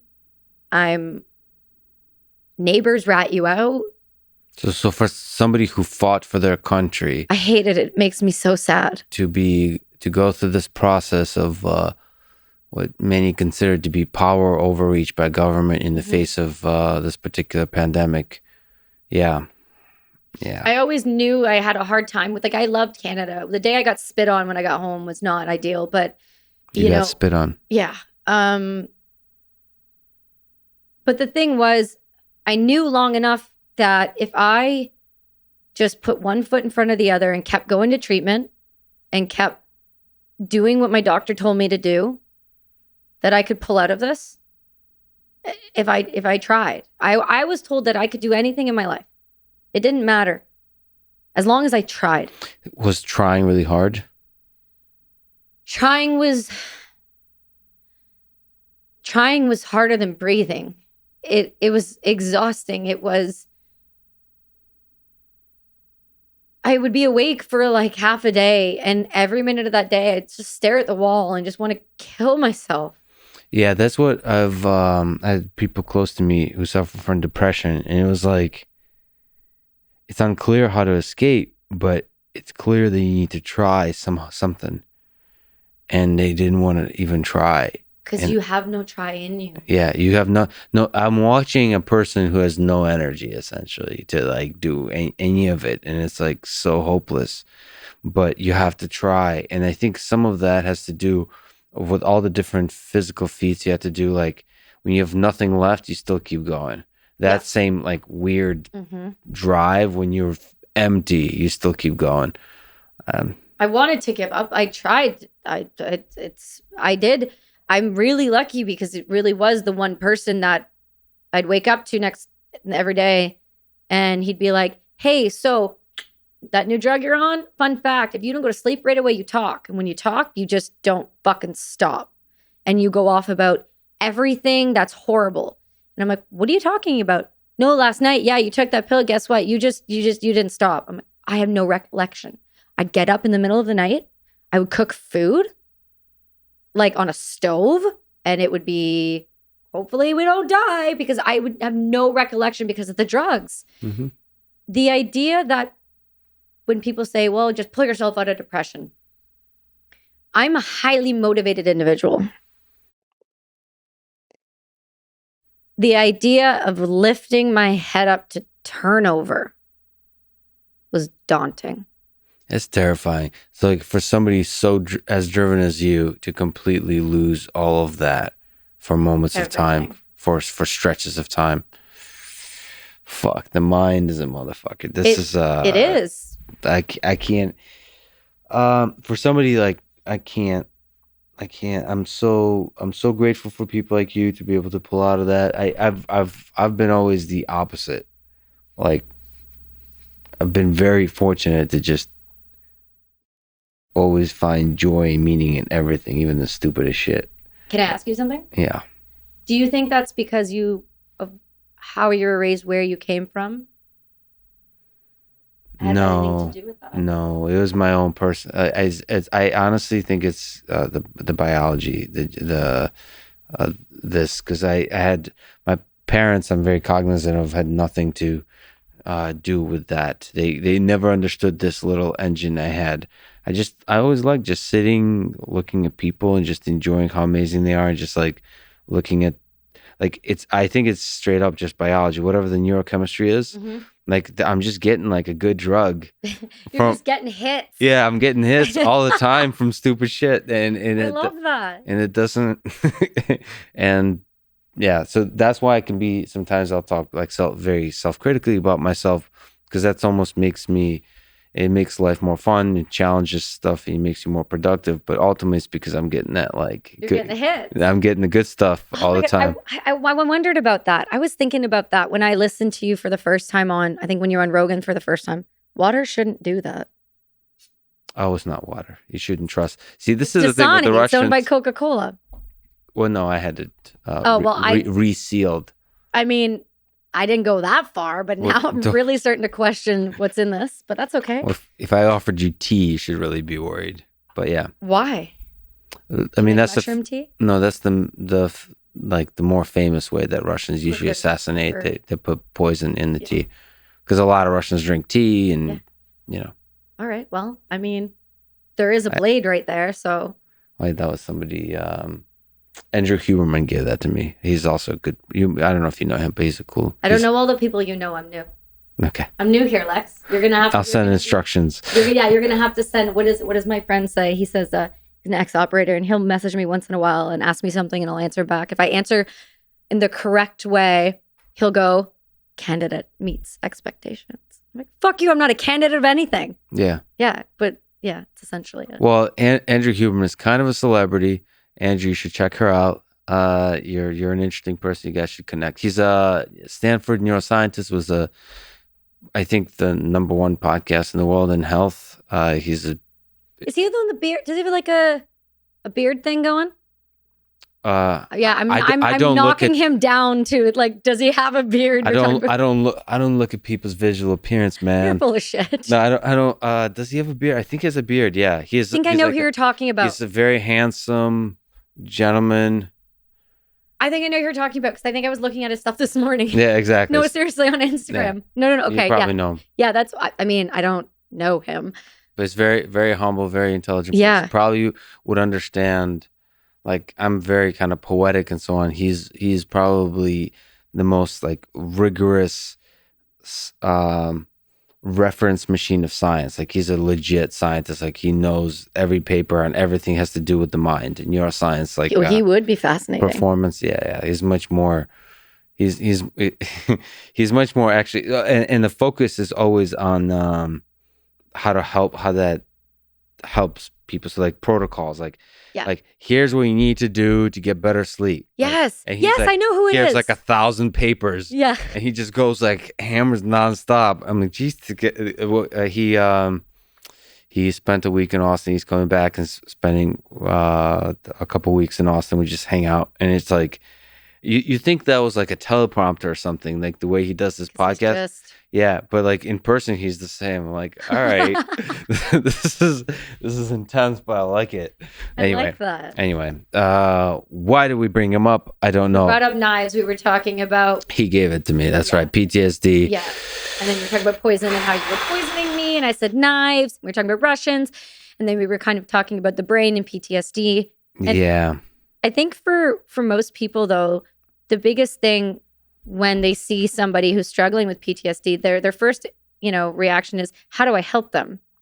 Well, often just saying, hey, I'm here when you're ready to talk. I know you're going through something, whether you want to talk about it right now or not, I'm here. And then keeping a close eye on behaviors. When you start to see somebody having, 4, 5, 6 beers at night, let's ask why. When you see somebody, you can tell they're not sleeping. Hey, buddy, you sleeping? No, I just am not sleeping. Instead of just going, oh, that sucks. Hey, why aren't you sleeping? You having nightmares? Are you just having insomnia? Are you just eating sugar before bed? Like, care enough about your people to just ask one follow-up question. Because often that's really all it takes. Because then somebody cares enough to ask. And then they'll just, Yeah. Just showing that you care. It honestly, grocery store lineup. I'll say, oh, I like your dress.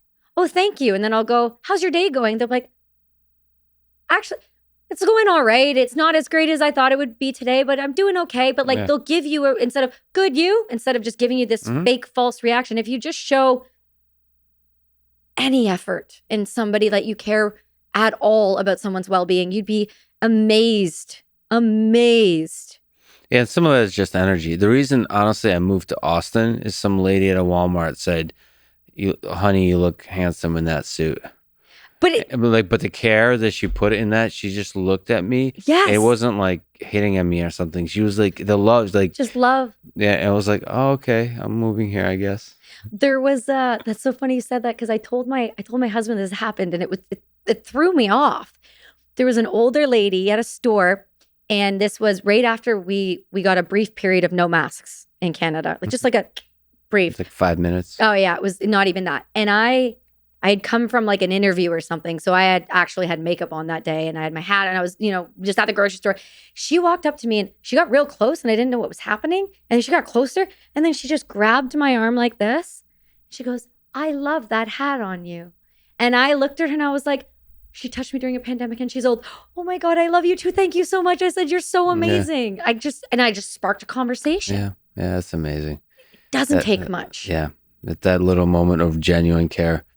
Maybe you can tell me actually the journey you took with ayahuasca. Sure. Like what? That's such a fascinating journey. So like letting your mind go to different places in order to rediscover itself. Like what is it, like a rocket ship to somewhere else so you can land in a better place?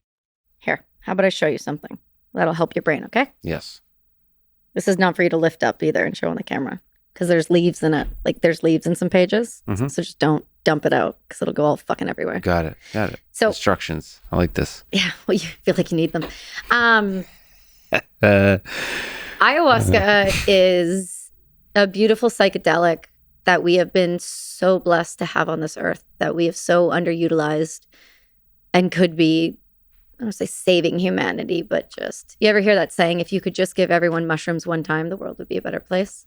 Okay. So psilocybin I use for microdosing for depression. I did ayahuasca in January of this year. And at that point, that was the last time I was on a pharmaceutical drug. I've been off everything ever since, 10 different ones. So if you backtrack a little bit, so you'll understand, my doctor gave me the opportunity, Dr. Greg Passy.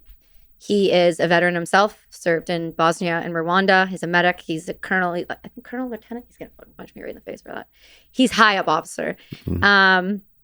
He is one of my saviors. He's like I call him my old man. He's my favorite. And rides a Harley, like that kind of guy. Nice. Yeah. And he said, Kels, I was hitting a wall. I wasn't getting any better. And he goes, how do you feel about cannabis?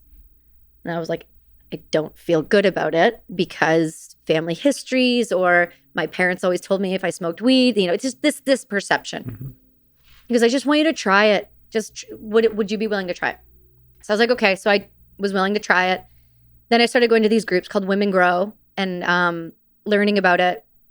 And then I realized, oh, I'm starting to sleep a little bit. I don't feel groggy in the morning. I don't feel like a bag of shit. And I also want to have a baby one day, and I can't have all this stuff in my system. So I started using cannabis, and then I started using it as a main medication. And I'd been using it now since 2014, got married, 15, 16. Jack was born in 16. 2015, I started using it. And then I've been using it ever since. And that was the way I got off of all the pharmaceutical drugs, was keeping cannabis the constant, finding the right strains for me, and then slowly, with a doctor's advice and under supervision, going off of those medications. Cut to January of 2021. I had hit a really bad spell last year. And the year before was a really big struggle. I almost lost my company last year due to COVID, just like many, many millions of people did. And instead of me just laying down and taking it, I pivoted really quickly and called a factory and said, "Do you guys make masks?" They're like, "Yeah, we're making masks." I was like, "I'm going to call the Canadian government. I'm going to get my medical license and I'm going to try to sell them masks and see if we can do that." And so we did that. And so we did 200,000 masks for Ontario hospitals, which ironically went to my entire community I was born and raised in. So it was really weird. And that kept us afloat long enough. We lost 200 retail locations that I all single-handedly spent 5 years going like door to door getting myself. And we should say this is Brass and Unity. Yeah, Brass and Unity. Jewelry. Yeah, the jewelry and sunglass company. And I started... Speaking of which, Lex put on the looks like a serial Brass killer. and Unity sunglasses. You do look good in them. I won't lie to you. Thank you. Well, okay, we'll call them the Lex. Those are now called the Lex. Fuck the gunner, they're the Lex. I like it, the Lex. I'm jumping around here, but just bear with me. I started, my doctor suggested art therapy. Dr. Passy did. And that's really how the company started. I bought beads and a pipe cutter and a hammer and a drill, and I fucked up our kitchen table, and I taught myself how to build jewelry. Because my husband was like, "You can do it. Go for it." So I was like, okay, he says believes in me, so I guess I can do it. No idea what I'm doing. And then got to this point, where COVID hit and people lost companies, and we pivoted and we did what we could. And then I really started to go downhill psychologically. I found purpose again with this company. I found a way to help again. I found myself again. And then that was in danger of being gone again. So the company is 2015? I started building jewelry in 2015 under like it was called Her Wearables. And it was really small. And I was just trying to make stuff. It wasn't supposed to be a company. And you were on a ton of medication throughout this whole process. Just out of my tree. And my mom, being the tenacious truck driver she is, she was driving for Kevin Hart's What Now tour. And so she just harassed them, was like, "You need to meet my daughter." Yeah. So he finally I saw the picture of you and Kevin Hart. That's cool. Yeah. But he just gave me a good piece of advice. Hey, if you're going to make this something, you can't really, if you want it to be for everyone, you can't call it Her Wearables. I was like, cool. And then we drove home that night, and then he tweeted it out to people. Wow. To 24 million people. This was before he was like who he is now. Yeah. And that was a giant deal. And then my husband kind of looked at me, and he's so fucking brilliant. He looked at me and goes, "All right, yeah, we got to come up with a rename. Let me start thinking. Let me start brainstorming. Like, you want to make this real? Let's make this real." And so we did.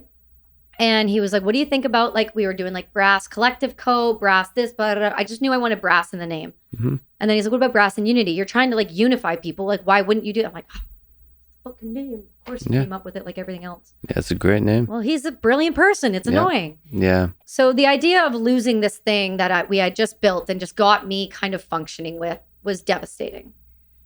So I got this opportunity given to me by Griff, Combat Flip Flops. Again, Brady, my husband, was like, "Hey, you should get sponsors for your podcast. Hey, have you heard of this company, Combat Flip Flops? Remember, we watched them on Shark Tank."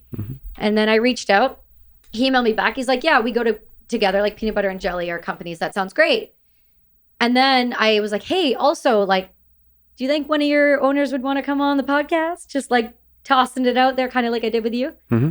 And he was like, yeah, I'd love to come on. And I was like, oh my God, freaking out.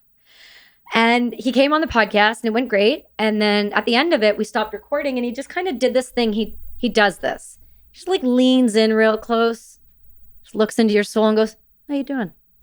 And they're like, great. And he's like, how you really doing? And I'm like, I'm horrible. I hate everything. Ah! And just this whole just like waterworks happen. And he goes, listen, have you ever heard of ayahuasca? And I was like, yeah, like in movies and like psychedelics in the 70s, you know? And he's like, no. Let's like have a talk.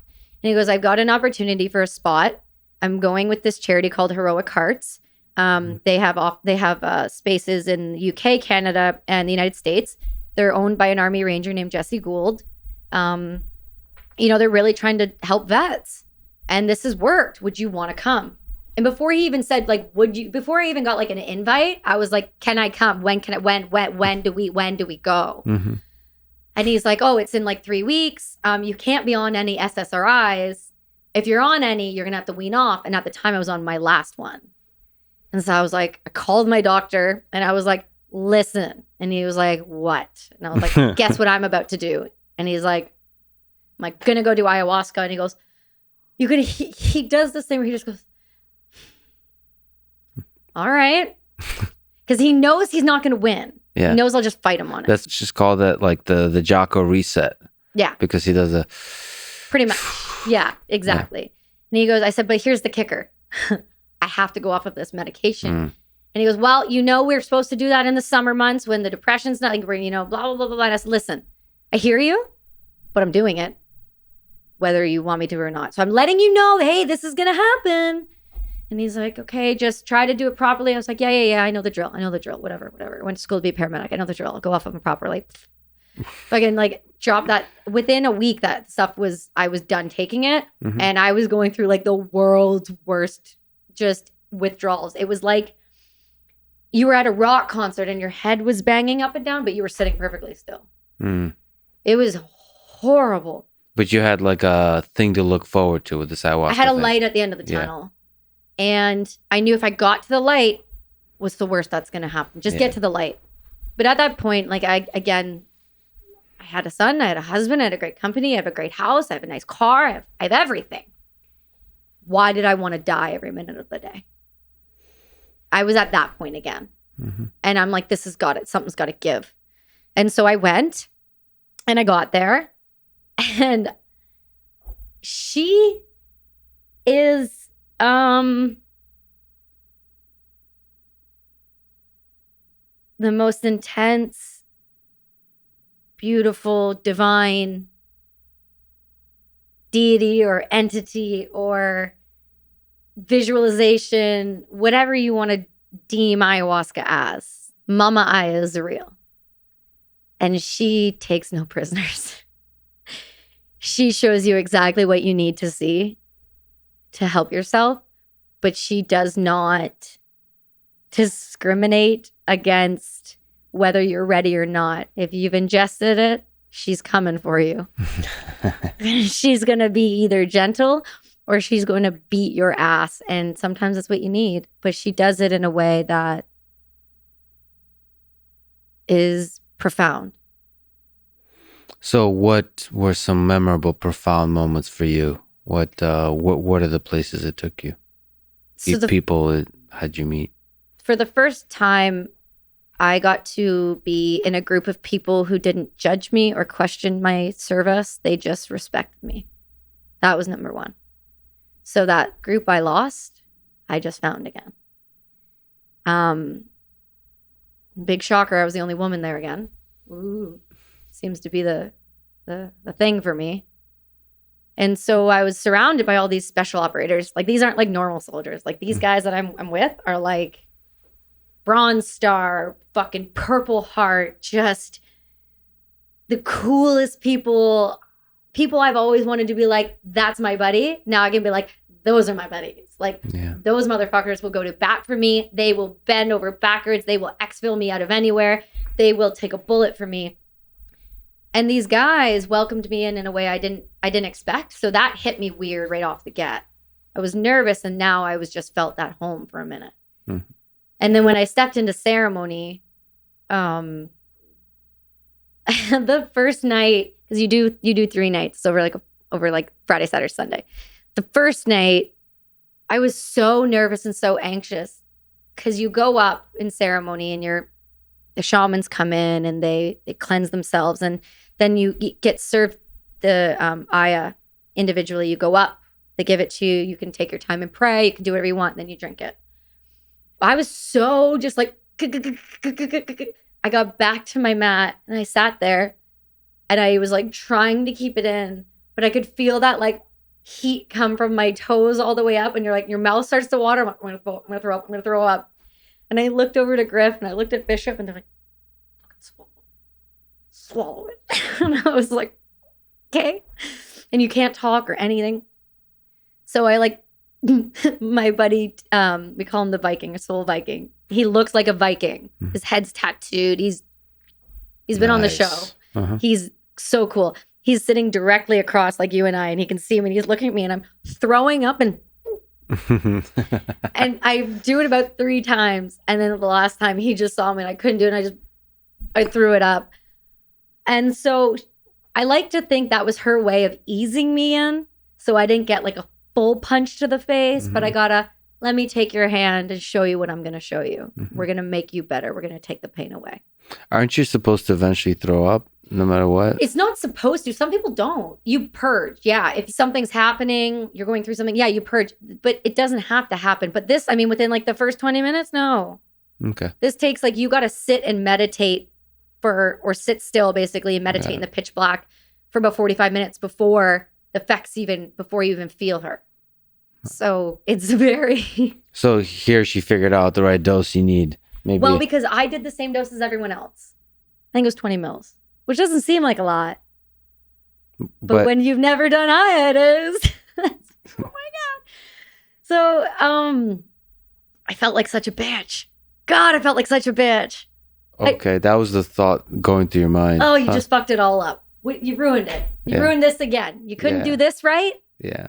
And so at that point, we went through the meditation part, and the shamans they literally sing for like 6 hours straight. It's so you sit there, you take it, and then there's just what wait, you're quietly listening to them. Meditate, and you wait, and you wait, and you're in pitch black, like can't see this far in front of your face. Cool. And you have a little puke bucket, and then you have a little light that has a red filter on it. If you have to get up to go to the bathroom to get out of the yurt, you use that so you don't turn lights on. And I brought like what? No, it's just a cool visual of just a puke bucket and a little light for the, like, I can imagine these like little lights going every once in a while, and then the rest is just in darkness meditating with this singing. It's so beautiful. That's cool. I'll take you sometime, because trust me, I wouldn't offer if it wasn't the group I would trust. Yeah, you had a very interesting group. So it's the Heroic Hearts people. Yeah, Heroic Hearts. So this is Jesse gave us all these journals. They're like, you're going to want these. So he gave us all these journals, and now this is like my Bible, like my work, my everything goes in this with me everywhere. It's just this like silent reminder for me. And so Heroic Hearts does fantastic work. I'll get into them after.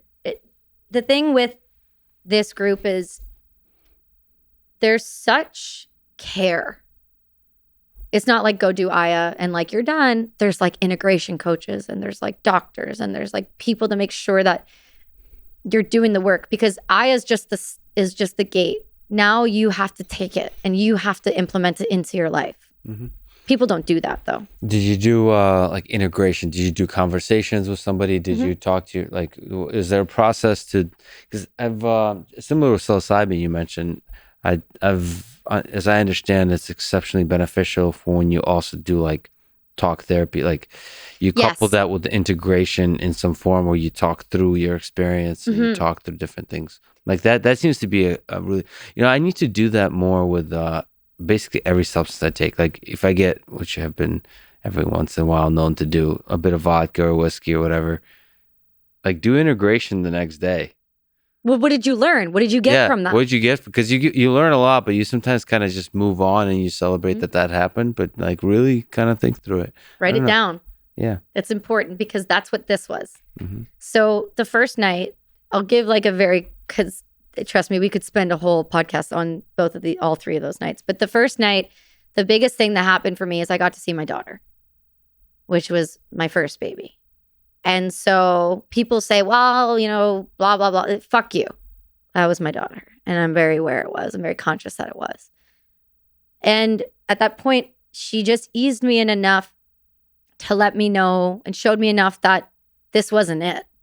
This wasn't the end all be all. Where you are right now on this plane, on this dimension, in this life, this is a blip, and it is so minuscule to the big picture. And so she really did that she showed me just a black and then like a crack and then these vibrant colors that I can't describe because there aren't words. Alex Gray does really great art, and that is like been the closest thing I've been able to find colors. He's a famous guy who does ayahuasca, and he's an artist. I think he's got stuff in New York as well. But she eased me in and gave me some relief and showed me enough that I could wake up the next day and not want to die the next day. And so what Heroic Hearts did, because they gave us all these journals, they're like, the next day you kind of wake up and you do a meeting. You do like a circle. All of us sit in a room and talk about what just happened the night before. People are crying and people are quiet and you just listen. And that's what you do. And then you write on your free time. So after that, it's like up to you what you want to do. Do you want to just go walk in the woods? Well, I chose to go find a fence post and lie on it for an hour. I'm not kidding. I lied there and stared up at these two eagles that were just in like I'll tell you where we were after, and you'll be like, oh, okay, I get it. And then I found a forest and I just walked up with my book and I just lied there for hours. And then she all of a sudden started giving me what you call your downloads. So the stuff you learn, the stuff that all of a sudden you're remembering, and these messages that come through. And that's what this is. What kind of things are we talking about? So my biggest thing that she tried to reiterate to me at the beginning of that first night was that I don't breathe. I don't breathe. I don't fucking breathe at all. I just, one thing to the next thing, the next thing, the next thing, the next thing, just to survive. I don't take a minute and breathe. And so she made, when I say she, and I say it because it's hard for people to understand, but I showed this to my husband, I showed it to my doctors, and they're like, bitch, that's not you. You don't write like that. You don't talk like that. So like you can flip through it, but it was like, I'll just let Lex read for a second and I'll do an ad for Heroic Hearts. Heroic Hearts. Here, I'll get my papers while you read. Connect to her, listen to her, open to her. Do you mind if I read some of these? You can read some of it. Yep. Go right ahead. The dark has lifted. Judge my spelling and I'll punch you right in the face. Well, there's like it's very sporadically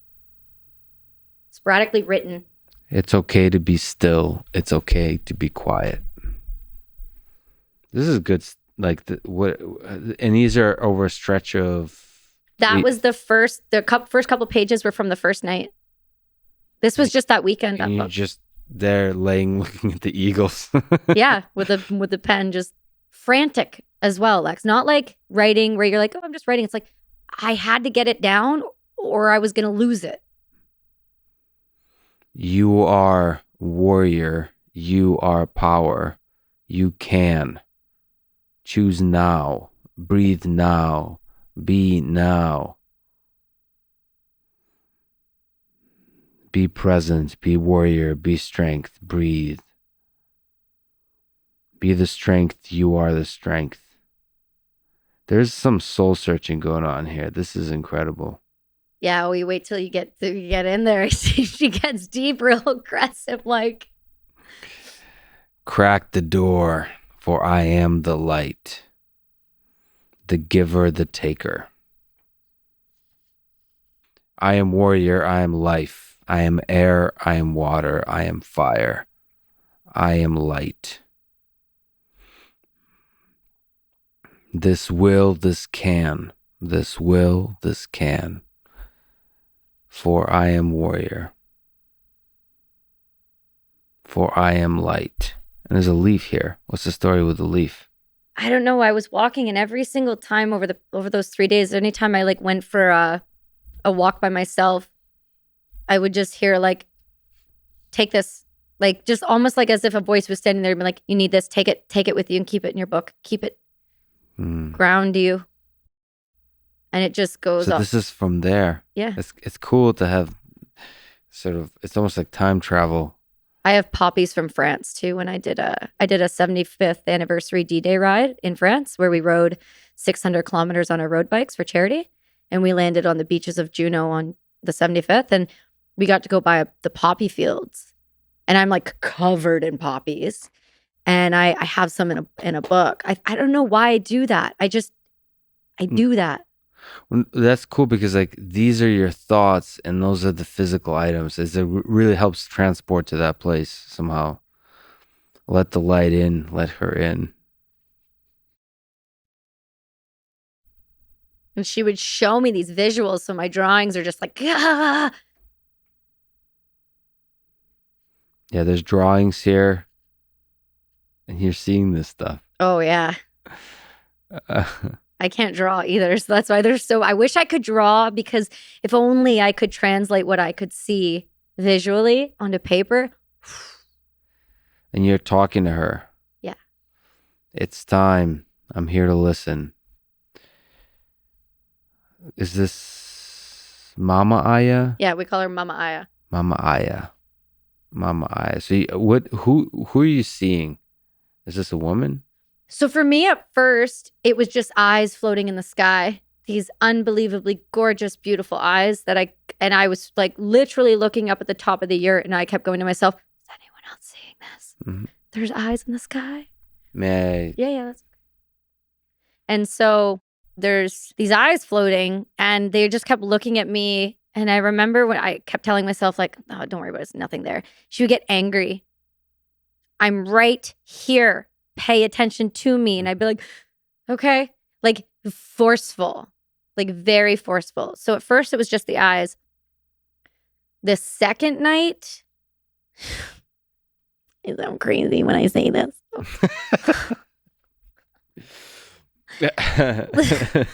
Great, that's gonna be my clip. I sound crazy. It's what I do when I get uncomfortable. I do weird hand gestures and movements.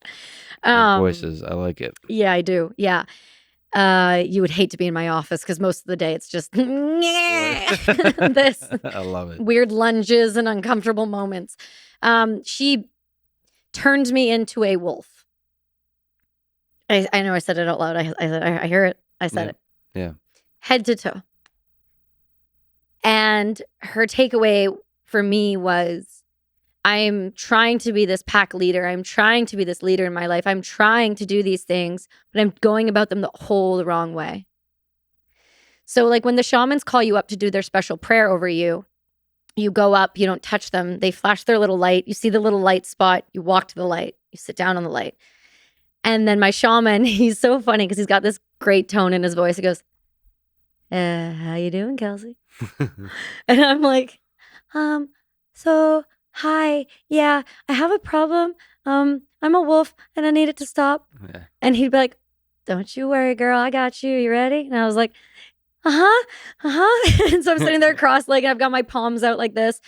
And I had a really traumatic shoulder injury. So I don't just sit slanted like this. My shoulder is actually permanently detached and no one in the world will touch it or fix it. My collarbone comes out my back here. Nice. And I don't have any collarbone here. Okay. So nobody will fix it. No one will touch it. Even I've had specialists, I've had surgeries, no one will do anything with it. So I'm permanently down and forward. So I slouch.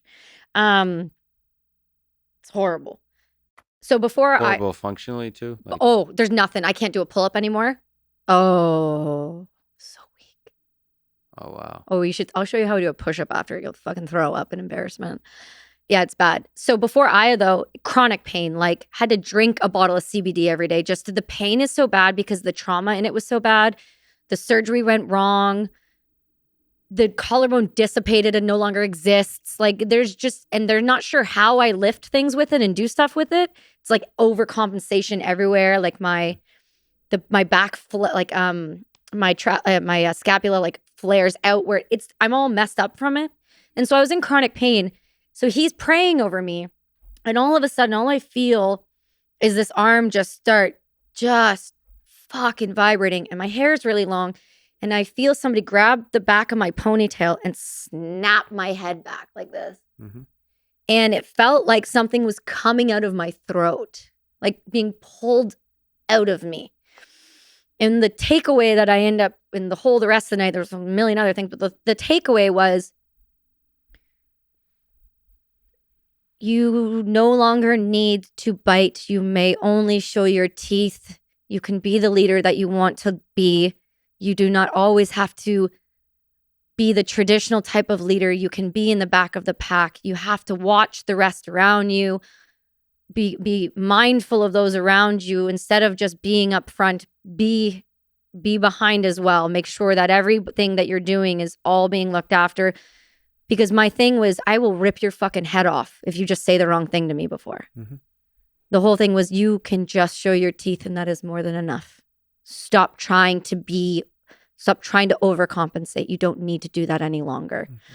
And then I had this weird astral projection thing happen, like where I was in my house and there were these flyers all over my husband and my son. And like, I went ham on them. I like shredded them to pieces. Like I was this protector. And it's crazy because the guys told me after, like someone would be like, there were flyers all over you the whole night. They were just all over you. And I'm like, I was snarling when I was sitting there. Like the shaman had to be like, I need you to try to calm your breathing after I could. But before, like I was like attacking things beside me that people could see and I could see, but couldn't wrap my brain around that they were real. Like it was weird. This is crazy, man. That's day 2. That's day 2. And so what's the big takeaway there? My takeaway was I needed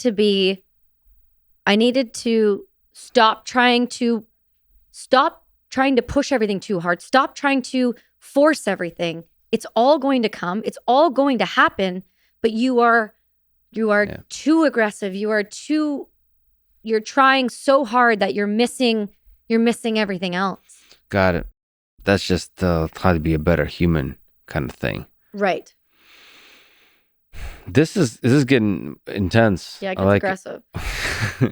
Yeah, it gets aggressive. I mean, there's love and light still. It gets love better. and light. Love and light, the warrior within is calm. She will test you daily. Show her respect. So that's what I mean. You've read my book. You know I don't write like that. Yeah, this is strange. See? Good, you get it. Because people don't understand when I say I don't feel like I wrote that. I feel like she gave me, like I reread this all of the time. So I wonder, I mean, well, not obviously, but this is somehow part of you. I think it's a part of me, obviously. Reconnecting you somehow to that part. It kind of is incredible to think of what are the things that are part of us that we haven't really explored, you know? And well, there's so many. We just get nature, to connect to her, feel her flow through them, use them for the strength for each day a new challenge will present itself. Love, light, breathe. Sorry, I have too much hair. I'm just complaining. Never enough. I used to have long hair. What about day 3? So day 3 is the stuff I talked about on Jocko when I got taken over to the other side. I almost missed that night too. I almost missed that ceremony. I got a false positive on my COVID test and I got a call from the medical clinic that night being like, you need to come in. You got a false positive on your COVID test. And if you're going to travel, we got to figure this out. You got to come do blood work. You got to come do, whatever it is you need to do if you want to get home, but you got to come do something. And so I didn't think I was going to be in ceremony. I had to leave. So I left and, they waited. They waited for me. And so I think the biggest takeaway from all of this for me was this isn't it. This isn't everything. This isn't the end all be all. You can fight through this. This is possible. It's going to take work. It's going to be fucking hard. It's worth it though. And if you just keep going in the right direction, everything that I wrote down, everything, every goal, it'll happen. What about love? What about love? Tell me about your husband. Okay, Kelsi. he's the best. What role did he play in your life? The most pivotal role. He kept me alive and made me feel worthy enough until I knew that I was worthy enough to be alive. Can you dissect that a little bit? Like what role does love play in the human condition? I think love is the only reason that we haven't destroyed ourselves. We humans in general? Yes. I think there is a subset of people where love will always be, love conquers all, but that's not always the reality. The reality is life is messy and humans are messy. And the way we choose to deal with things are messy and complicated and difficult. But at the root of all good is love, I think. And for me, I was fortunate enough to meet my husband through a friend, which you listen to that podcast. So I don't know that we need to, unless you really want to go into that story again, how I met my husband. Well, the only part of that story I like, and people should just go listen to the Jocko podcast, is how you made him uncomfortable. I love it. Okay, so how it works, let me explain. In the supercross and motocross industry, it's really small. The people who are professional, it's a small subset of people. It's kind of like Formula One. 21 cars, that's what there is. That's the amount of riders. And we should say your husband is a motocross guy. My husband was a professional supercross and motocross racer for his whole life. And he raced for Kawasaki and Suzuki. He lived in California and raced all down there. And when I met him at the tail end of his career. And so I went to Montreal with a friend of mine to see somebody that I was currently sleeping with, who was a friend of mine, and end up meeting Brady instead.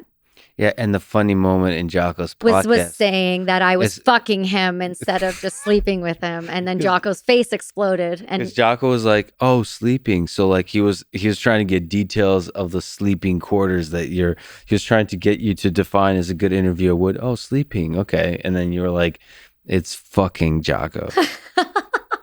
Or something like that. It was something great. Along those lines. It was great. But that's true because in that industry, it's like it's small. We all share. Trust me, this is what it is. And anyway, so I met him there, and he had broken his wrist really bad. And this was before I deployed. So I met him, and we stayed in touch and just became friends and just texted. That was it. Nothing weird. And I was deploying though, so we just agreed, we'd be friends. We weren't actually talking about anything romantically at all. And then I deployed, and we got talking and to know each other a little more.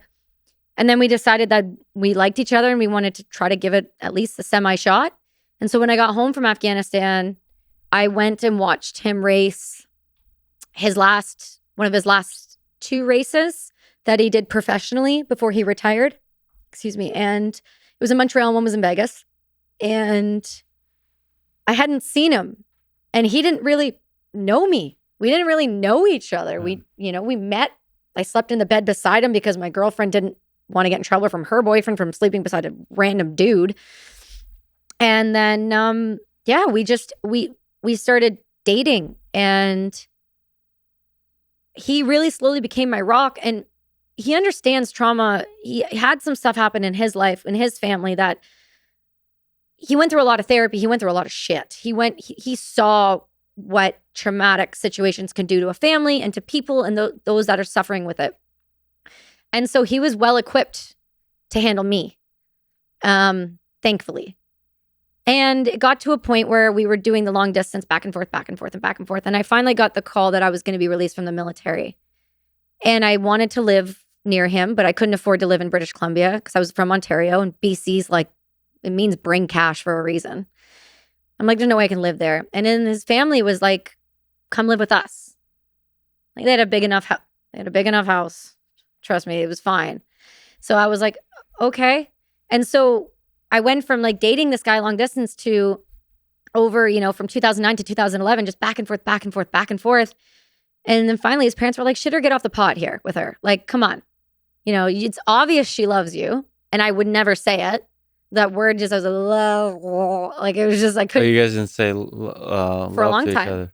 For a long Oh, time. interesting. Because I was dead inside. Oh. I didn't know what that meant because I couldn't feel. I didn't feel anything. He loved it because we go do something. You would never complain about anything. You wouldn't say a fucking word. You would just sit there. And now you got all your feelies back and your emotions back. And now you're too hot and you're too cold. And Yeah.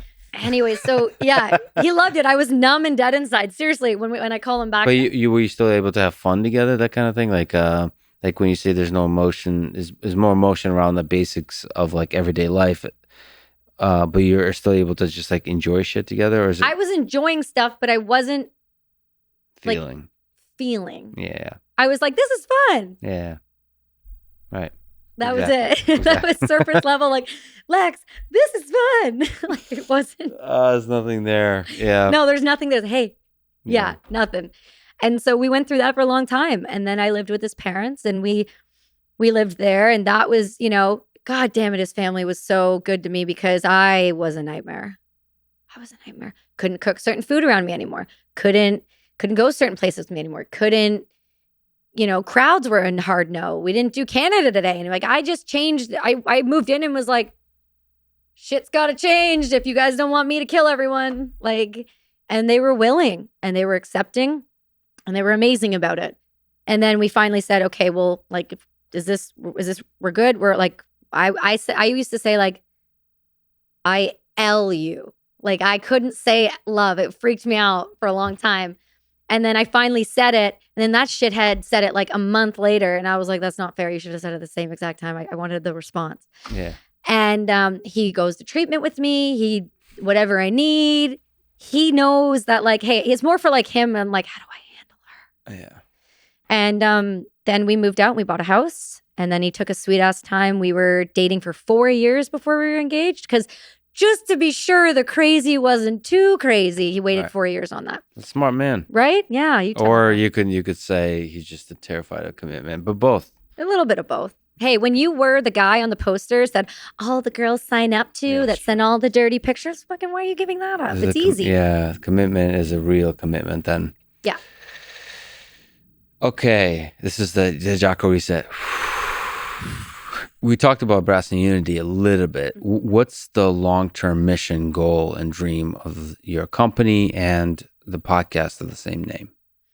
So for me, what I've been trying to do with this company is create a community that can really work together to not only help vets, first responders, but to really bridge the gap with the civilian population and letting them know what we kind of go through and why it is such a epidemic and why there is over 22 suicides a day and we are losing people like it's going out of style. Like the amount of vets that are questioning the last 20 years of their life right now is terrifying.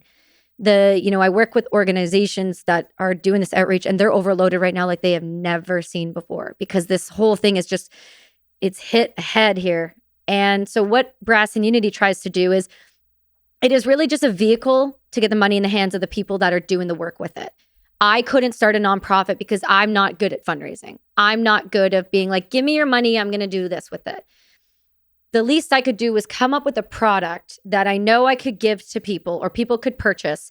And if I gave pretty much all of the actual profit from it to those organizations, and I give them something to wear that is a touch piece, or if they're out and somebody sees a bullet on the wrist, they go, hey, what is that?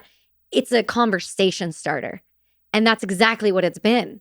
And it's done its job as that. And so we, like I said, we are a way to get the vehicle. We're the vehicle. We're the money in the hands of the people. People don't always want to just get a tax receipt.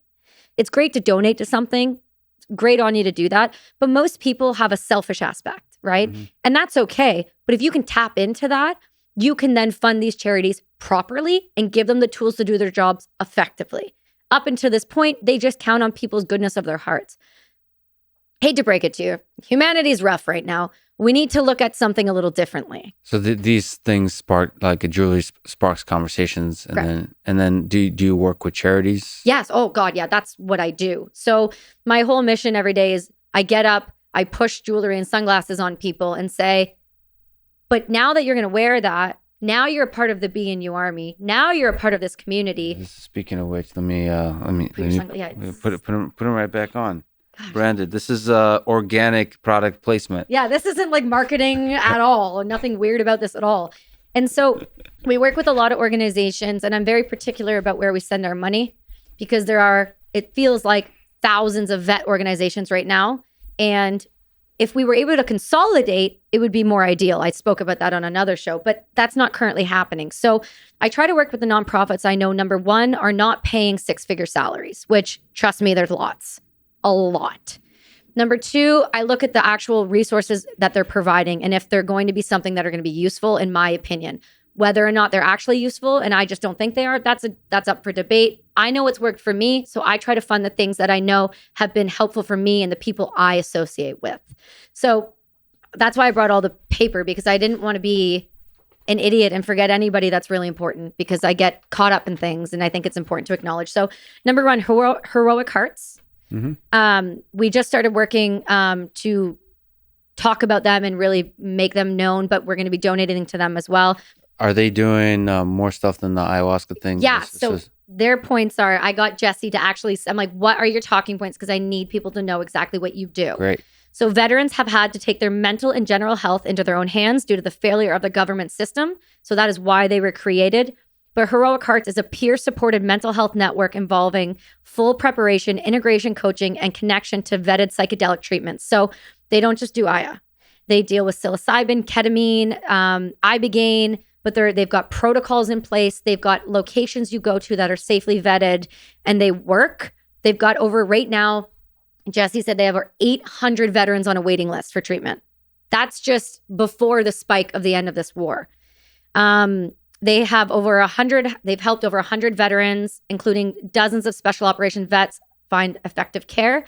They've now got branches in the US, UK, and Canada. And the biggest thing about them and why we talk about them is because the problem of psychedelics and the stigma around it is so significant. But because of great universities that are now stepping up and doing the research behind it, it is being legitimized. So like they're doing that. In Canada, there's a group called TheraSil. They are currently fighting the government to get the rights for Canadians under Section 56 of our laws to get compassionate care for psilocybin use. I've done a panel with them on that. Really great, based out of Victoria, really smart people. One of the other bigger charities that we work with, and they were my first and foremost charity that I ever worked with, and they're a big component in the veteran community in Canada. They're called Honor House.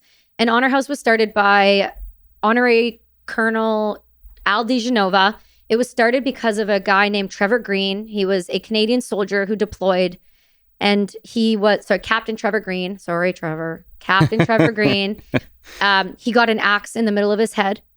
A Taliban member came up and put an axe directly into his head when his helmet was off, and he survived. He's done work with Invictus Games in Prince Harry. He has an exoskeleton he uses on the island. He's so cool. He hasn't changed one bit from like the infantry captain you expect him to be. And Al saw there was a need for vets and first responders to get treatment because there's no real home away from home for people. Picture Ronald McDonald for cancer and families. This is vets and first responders. And so their whole thing, and I'll read it so I say it exactly right, because I used to be on the board of their charity, but I ran out of time, so now I just consult. But they are a home away from home for members of the Canadian Armed Forces, veterans, and first responders and their families to stay completely free of charge while they're receiving medical care and treatment in the Vancouver area. But since then, they've expanded, since I've come on board, and they've opened Honor Ranch, which is up in Ashcroft, BC.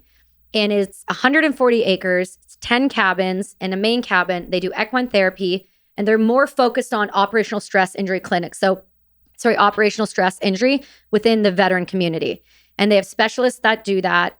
They have their own bracelet with us. So every time you buy an Honor House bracelet, all the proceeds go to them. And it's actually the green one.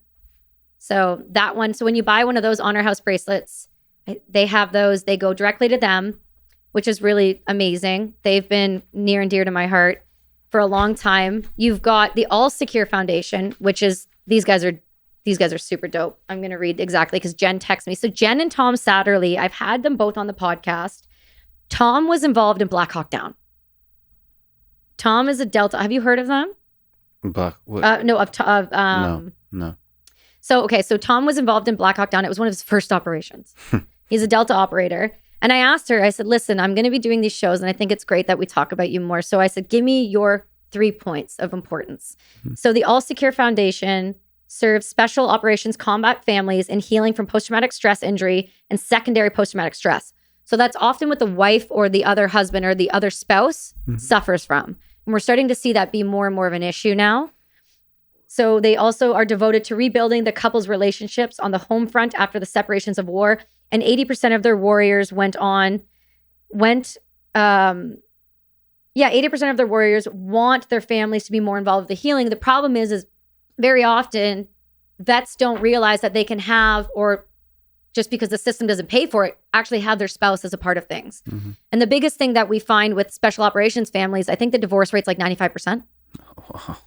And so they work so hard with these families. They take them on retreats, these husband and wives, and they get them to connect again after being separated over such a long period of time. There's other places like Children of Fallen Patriots out of DC where they fund education, university for people who have lost their parents in deployments, whether their kid's even born yet. If they're still in utero, they still pay. They do not care. Then you've got people like in Canada, you've got Vets Canada. You've got in the States, you got True Patriot Love. You've got who else in the States is really great that we've worked with? I know there's a Green Beret Foundation that's great. One More Wave gives amputees, teaches them to surf with amputees. Like they're really great. There's so many organizations, but at the end of the day, I focus on a small subset because you cannot fix everyone's problems. The least you can do for people is focus. If you can provide focus, you can provide the proper amount of funding. Proper amount of funding can give the proper amount of tools. Those tools can actually be implemented properly. And then those people can go on to hopefully have successful marriages and families. And we don't have to watch our parents drink themselves to death and wonder why daddy's yelling at mommy all the time and daddy storms out and leaves. Well, daddy had some shit happen in his life and mommy had some shit happen, but that does not mean that's who they are. And yes, so trauma has completely destructive effects on family and relationships. Correct. And like correcting that has like ripple effects. Oh, just yeah, astronomical ripple effects. Because the problem is we are so quick to tell people they're suffering from PTSD. We're so quick to give them drugs. We're so quick to kick them out of the military.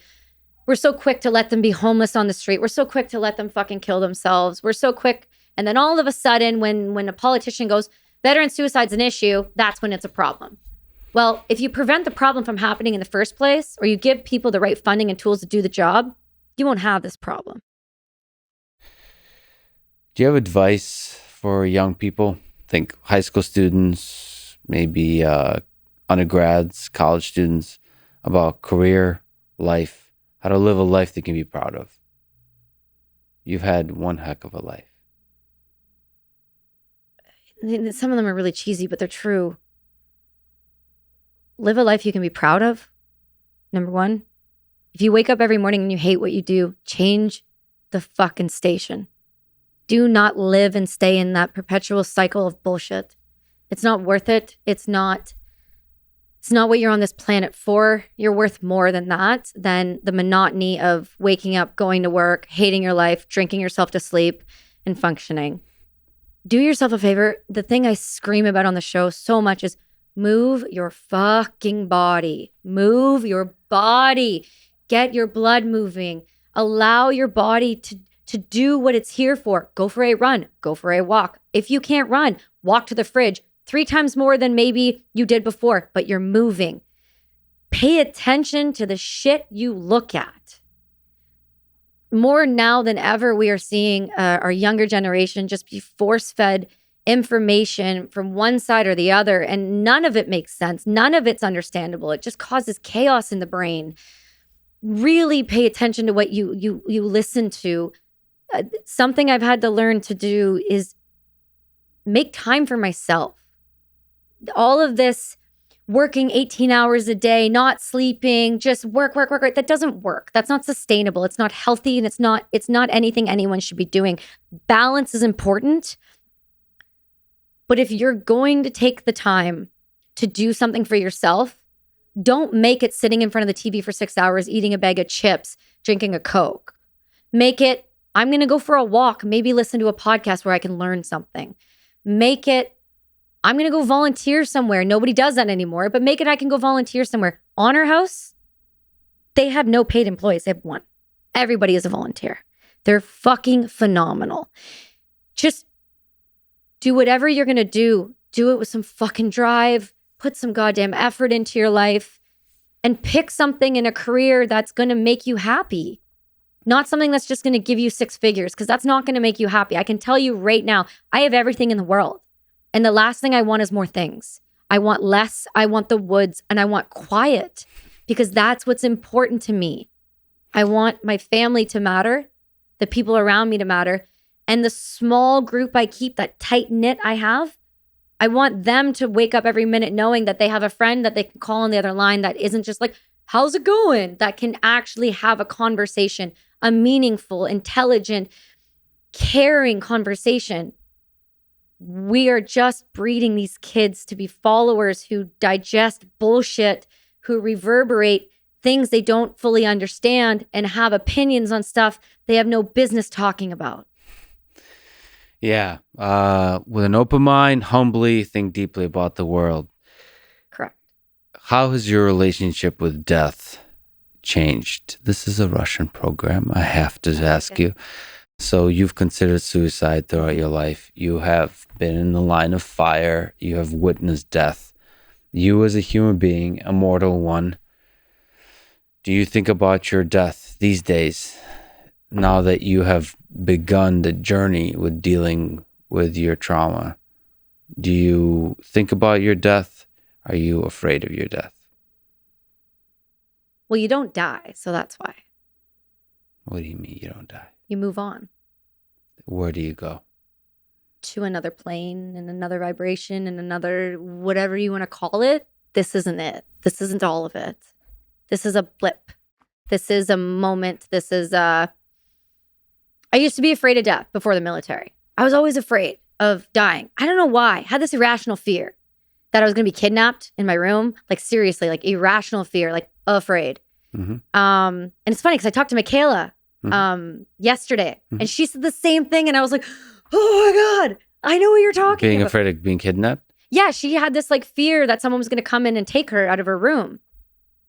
I had the same fear. By a human being, or I think a monster so. of some kind? No, I think like by a human being. And I had this irrational fear that that's like something was going to happen to me. And like I said, I don't know if it's because like my parents were always made me aware of my surroundings. Like people take people. This is a real thing that happens. Yeah. And I was really small. So, and I looked like a little boy. My hair was like that when I was training. I had short, no hair. I was flat as a board. You would have thought I was a 12-year-old boy. And so my mom's like, people take people, sweetie. That's just the reality of life. You need to be aware. So I don't know if I had this ingrained in my mind. I was always like training to protect myself or fight someone off. So I was like afraid of like this irrational thing. And then I went overseas, and then I realized that I could just be literally there talking to you, having a conversation, and I could just be taken off the face of the earth. And there's nothing I can do about it.